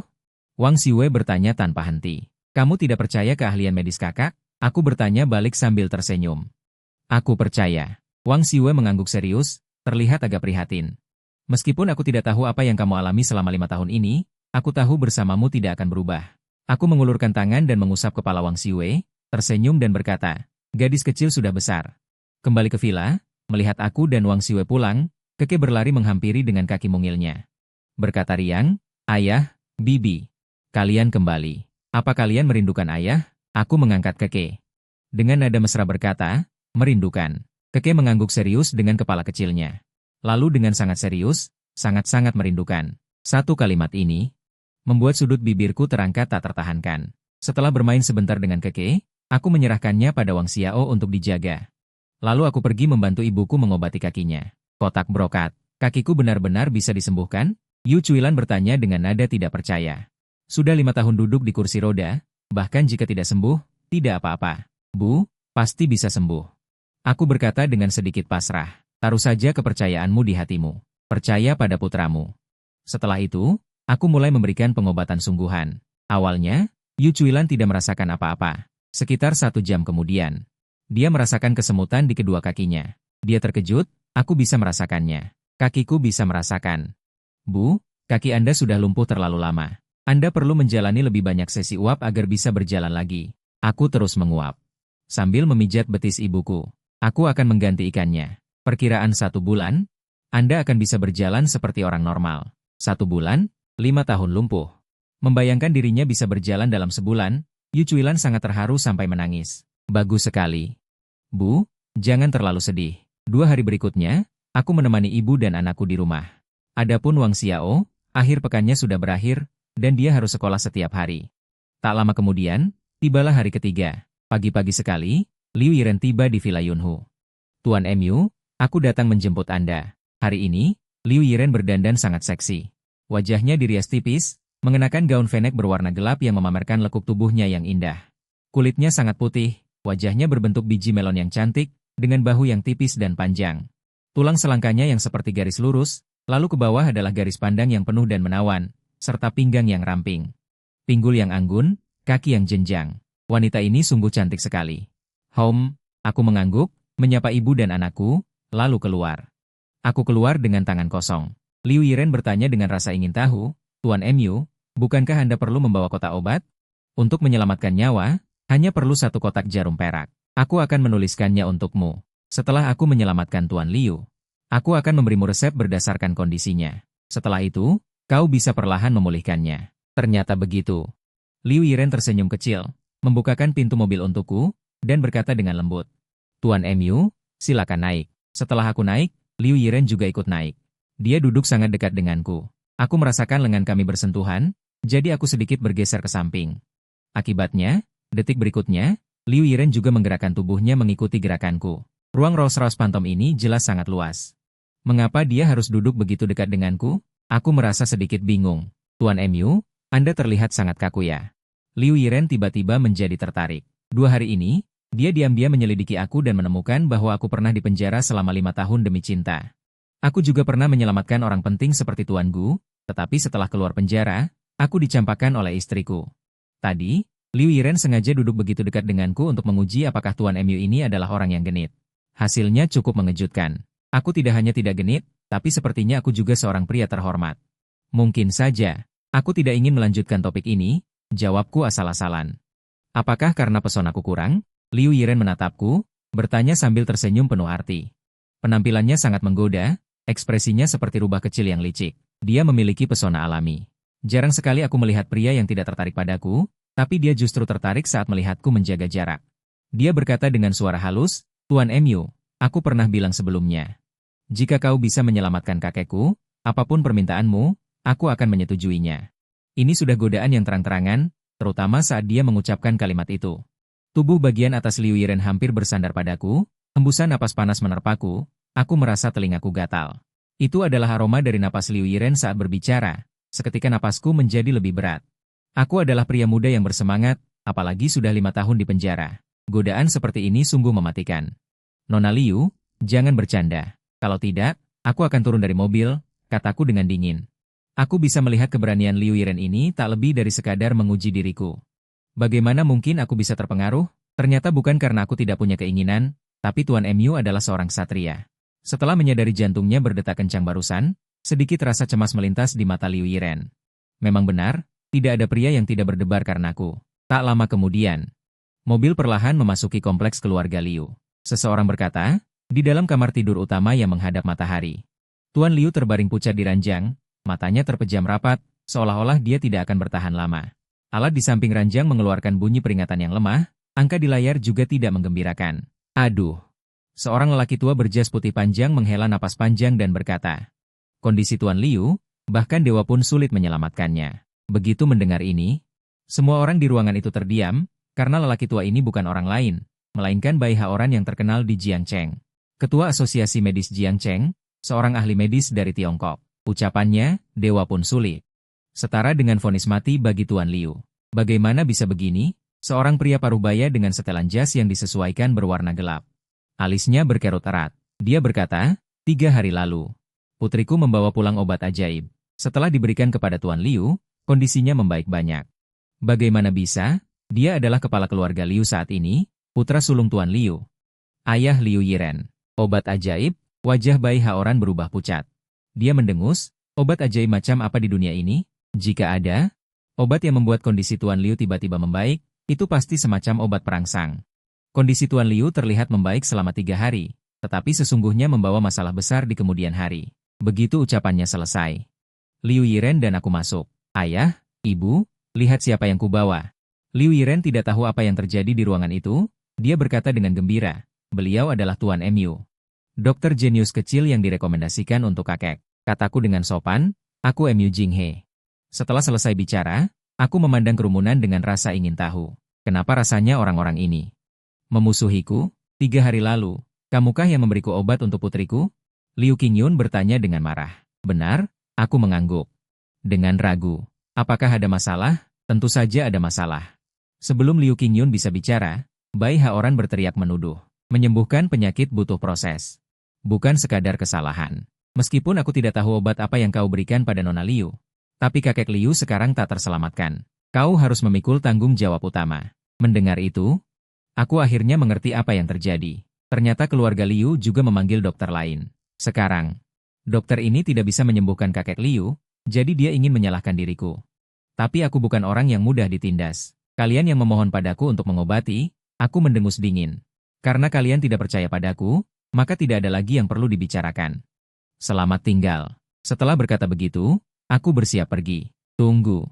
Melihat aku ingin pergi, seseorang segera menarikku, lalu berkata, "Ayah, pasti ada kesalahpahaman di sini. Tuan MU direkomendasikan oleh kakek. Tidak mungkin ada masalah. Apa Anda lupa? Kakek pernah menderita penyakit mematikan. Dokter bilang dia tidak akan hidup lebih dari 3 bulan. Sekarang sudah 2 tahun berlalu, dan kakek masih sehat walafiat." Kata-kata ini kembali menyalakan harapan Liu Qingyun dan yang lainnya. Dia bertanya dengan ragu, "Tuan MU ini, apakah dia yang menyembuhkan penyakit mematikan kakek?" "Benar." Aku berkata dengan datar. "Aku memang menyelamatkan nyawa kakek." Setelah mendengar jawabanku, seluruh keluarga Liu terkejut. Perlu diketahui, kakek adalah jenderal tua dari Departemen Militer Jiangcheng. Meskipun dia sudah pensiun, dia memiliki lebih dari puluhan murid yang memegang posisi penting di Jiangcheng. Kakek saat ini memiliki kekuasaan dan koneksi tingkat atas. Jika aku menyelamatkan kakek, maka di Jiangcheng aku bisa bertindak semena-mena. Saat semua orang terkejut, aku mendengar aku berkata dengan dingin. Aku menyelamatkan kakek, tapi itu tidak berarti aku harus menyembuhkan kakek Liu. Aku tidak pernah mengobati orang yang meragukan keahlian medisku. Setelah berkata begitu, aku kembali bersiap pergi.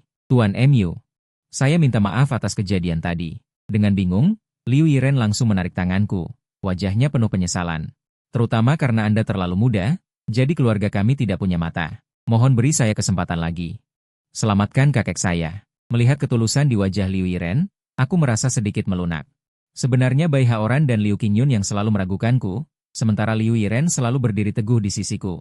Memikirkan Liu Yiren yang begitu percaya padaku dan bakti anak yang dia tunjukkan, aku memutuskan untuk menolongnya. Hehe. Tepat saat itu, Bai Haoran tiba-tiba tertawa. "Tuan MU, kan? Anda sering bilang mau pergi, sulit untuk tidak curiga.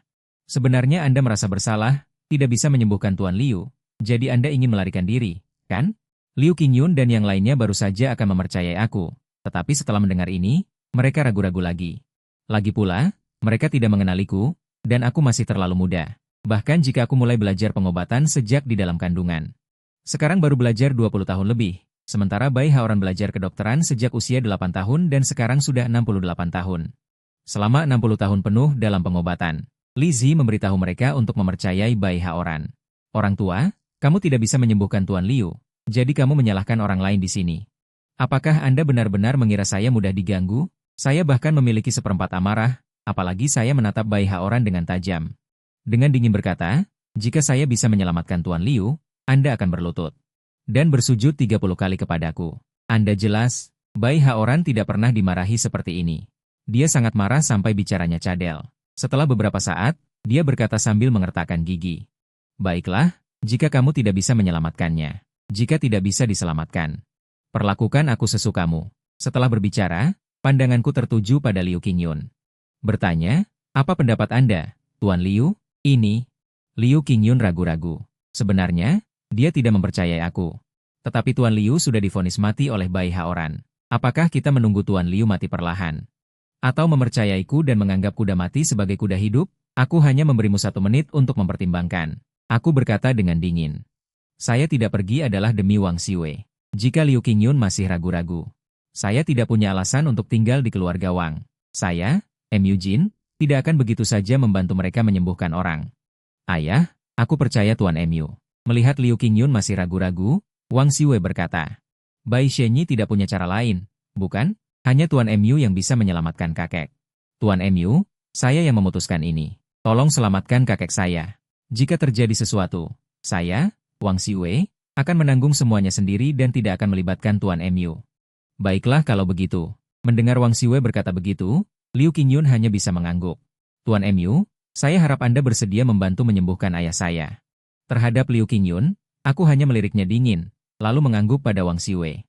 Berkata, "Nona Wang, harap yakinlah, saya pasti akan menyembuhkan Tuan Wang. Terima kasih." Wang Xiwei, yang mengubah sikapnya yang sebelumnya lembek, berkata dengan tulus. Tepat saat itu, terdengar tawa dingin dari samping. Itu adalah Bai Haoran yang mengejek, menyembuhkan orang bukan hanya dengan kata-kata. "Usia kamu masih muda, Jangan berpikir kamu hebat hanya karena mengobati beberapa pasien. Anak muda zaman sekarang. Memotong perkataan Bai Haoran, daripada dingin seperti ini. Jika Anda bisa menyelamatkan kakek saya, tolong bantu dia. Jika tidak, tolong diam dan jangan ganggu Tuan MU menyelamatkan pasien. Wajah Bai Haoran muram. Aku hanya bisa menutup mulutku dengan percaya diri. Aku melihat pemandangan ini dan berpikir, tidak sia-sia aku tinggal untuk menyelamatkan Wang Xiwei. Kemudian aku berjalan ke samping tempat tidur dan mulai memeriksa tubuh kakek Wang. Semua penyakit kakek Wang berasal dari masa mudanya. Semakin tua, akhirnya meledak di usia tuanya. Penyakitnya seperti gunung. Setelah beberapa pemeriksaan, aku sudah punya gambaran. Untuk sembuh total, butuh waktu setidaknya setengah tahun. Aku akan menanganinya dulu. Setelah selesai, aku mengeluarkan sekotak jarum perak dari sakuku. Pengobatan Tiongkok. Wang Qingyun dan yang lainnya melihat ini dan bertanya dengan rasa ingin tahu. Saat itu, aku mulai memasang jarum. Aku dengan cepat mengeluarkan beberapa jarum perak dan dengan sangat cepat menusukkannya ke dada kakek Wang. Setelah jarum terakhir tertusuk, aku meletakkan telapak tanganku di atas semua jarum. Tanganku tidak menyentuh jarumnya, tapi jarumnya mulai bergetar. Dengan teknik ini, Bai Haoran benar-benar terkejut. Dia hanya pernah melihat metode akupunktur ini di buku-buku kuno. Saat jarum bergetar, aku menuangkan energi sejatiku ke tubuh kakek Wang melalui jarum. 1 jam kemudian, mesin di samping tempat tidur menunjukkan bahwa fungsi tubuhnya pulih dan dia sadar. Keluarga Wang sangat gembira, tetapi mereka mundur 3 meter atas perintahku yang dingin. Beberapa menit kemudian, aku mencabut jarumnya. Kakek Wang berkata dengan penuh terima kasih, tabib ajaib, telah menyelamatkan nyawaku. Aku mengangguk sedikit, berbalik dan berkata dengan dingin kepada Bai Haoran, apakah kamu masih ingat taruhan kita? Wajah Bai Haoran pucat. Tuan MU, bisakah kita mengganti persyaratannya? 30 kali membenturkan kepala. Tidak boleh kurang satu pun. Sikapku tegas. Asisten Bai Haoran tiba-tiba menunjukku dan berteriak. Siapa kamu berani menyuruh Tuan Bai bersujud? Aku melambaikan tanganku dengan santai, dan dengan bang, asisten itu terlempar 3 meter ke udara. Ini adalah teknik seorang Grandmaster, kata Wang Qingyun gemetar. Tatapannya padaku penuh kekaguman. Wang Xiwei gemetar. Apa? Anda seorang Grandmaster bela diri? Aku berdiri tegak. Dari sudut mataku, aku melihat kaki Bai Haoran lemas dan dia berlutut. Dia mulai membenturkan kepalanya dengan gemetar. Suara kepala membentur lantai sangat jelas di kamar. Saat itulah aku jatuh ke arah Bai Haoran. Ekspresiku dingin. Jelas, jika Bai Haoran tidak menepati janjinya dan mengakui kesalahannya, aku akan memaksanya berlutut dengan caraku sendiri. Saya yang kalah, saya mengaku kalah dengan sukarela. Bai Haoran menggertakkan giginya dan berlutut di depan umum, lalu mulai bersujud kepadaku. Saya buta dan tidak mengenali Anda, saya kalah dengan tulus. Setelah selesai, 1 sujud ke tanah, lalu yang kedua, yang ketiga, yang keempat, yang kelima. Setelah membungkuk sebanyak 30 kali, Bai Haoran berhenti, dan tanpa mengabaikan darah di dahinya, wajahnya pucat. Para tetua telah memenuhi perjanjian taruhan. Sekarang saya akan pergi. Setelah berbicara, dia pergi tanpa menoleh ke belakang. Pergilah mengantar Dokter Bai, bisik Liu Qingyun kepada pengurus rumah tangga, lalu tersenyum dan berkata, terima kasih Tuan MU telah menyelamatkan ayah mertua. Ini adalah surat pengobatan. Mulai saat ini, keluarga Liu bersedia mematuhi Tuan MU sebagai yang teratas. Jika Tuan MU memiliki kebutuhan di masa depan, langsung saja perintahkan saya. Setelah berbicara, dia menyerahkan 2 kartu dengan kedua tangan. Salah satunya adalah kartu ban hitam. Satu lagi adalah kartu VIP Supreme dari Shengxi Group. Kartu ban hitam semacam ini memiliki setoran awal 200 juta. Kartu VIP Supreme dari Shengxi Group dapat menikmati layanan Supreme gratis di hotel, restoran, pusat perbelanjaan, dan tempat lain di bawah Shengxi Group.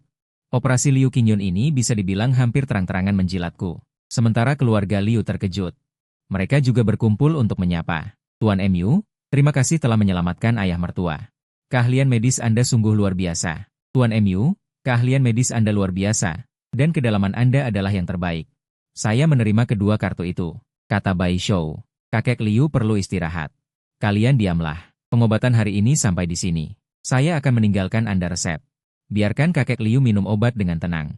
Setelah seminggu, saya akan datang untuk pengobatan kedua kakek Liu. Saya akan mengganggu Anda, Tuan MU. Liu Qingyun buru-buru memerintahkan seseorang untuk mengambil kertas dan pena. Setelah meninggalkan resep, saya tidak punya niat untuk tinggal lebih lama lagi. Saya bangkit dan berkata, Tuan Liu, selamat tinggal. Orang pertama, antar Tuan MU kembali. Melihat saya benar-benar tidak berniat makan malam, Liu Qingyun tidak bisa menahan diri untuk menghela nafas, lalu berbisik kepada putrinya. Pastikan untuk mengantar Tuan Emu pulang. Mengerti? Liu Yiren mengangguk. Lalu tersenyum manis padaku dan berkata lembut, Tuan Emu, aku akan mengantarmu. Sifat Liu Yiren memang berani dan berapi-api. Sejak mengetahui aku adalah seorang master seni bela diri, sikapnya padaku menjadi lebih antusias. Liu Yiren secara pribadi membukakan pintu mobil untukku, tubuhnya yang anggun sedikit membungkuk, memperlihatkan lekuk tubuh yang menawan dan garis dada yang berbahaya. Jelas itu bahkan tidak bisa dianggap sebagai pakaian dalam yang terekspos, tetapi momen itu membuat orang tidak bisa tidak mengingatnya dengan kuat. Aku bukan orang buta. Setelah dengan sopan mengalihkan pandanganku, aku tidak bisa menahan diri untuk mengutuk dalam hati. Aku mengerti sekarang. Liu Yiren wanita ini sangat berani dan sangat suka memamerkan diri. Tuan Emu, bukankah sebutan itu terlalu sederhana? Kalau begitu aku panggil kau Jine saja. Begitu masuk mobil, Liu Yiren hampir menempel padaku. Kami berdua sangat rapat. Aku bisa merasakan sentuhan lembut di lenganku. Bahkan saat bernapas, aku mencium aroma dari Liu Yiren. Baunya samar, mirip aroma tubuh. Aku mengangguk. Tuan Emoyu, nama itu terdengar agak membosankan. Memang, tidak terlalu bagus kedengarannya. Kalau begitu panggil saja aku Yiren. Nada bicara Liu Yiren sangat manis, seolah berbicara dengan kekasih. Wenyan, aku baru menyadari niatnya yang sebenarnya dan hanya bisa tersenyum pahit. Baiklah, melihatku yang tak berdaya, Liu Yiren yang cantik di depanku tersenyum senang. Jinhe, apakah kau punya waktu malam ini untuk makan malam dan nonton film? Aku yang traktir. Aku menolak tanpa ragu, tidak ada waktu. Aku harus menemani putriku. Liu Yiren yang cantik di depanku, dengan sedikit rasa penasaran. Tidak bisa menahan diri untuk bertanya.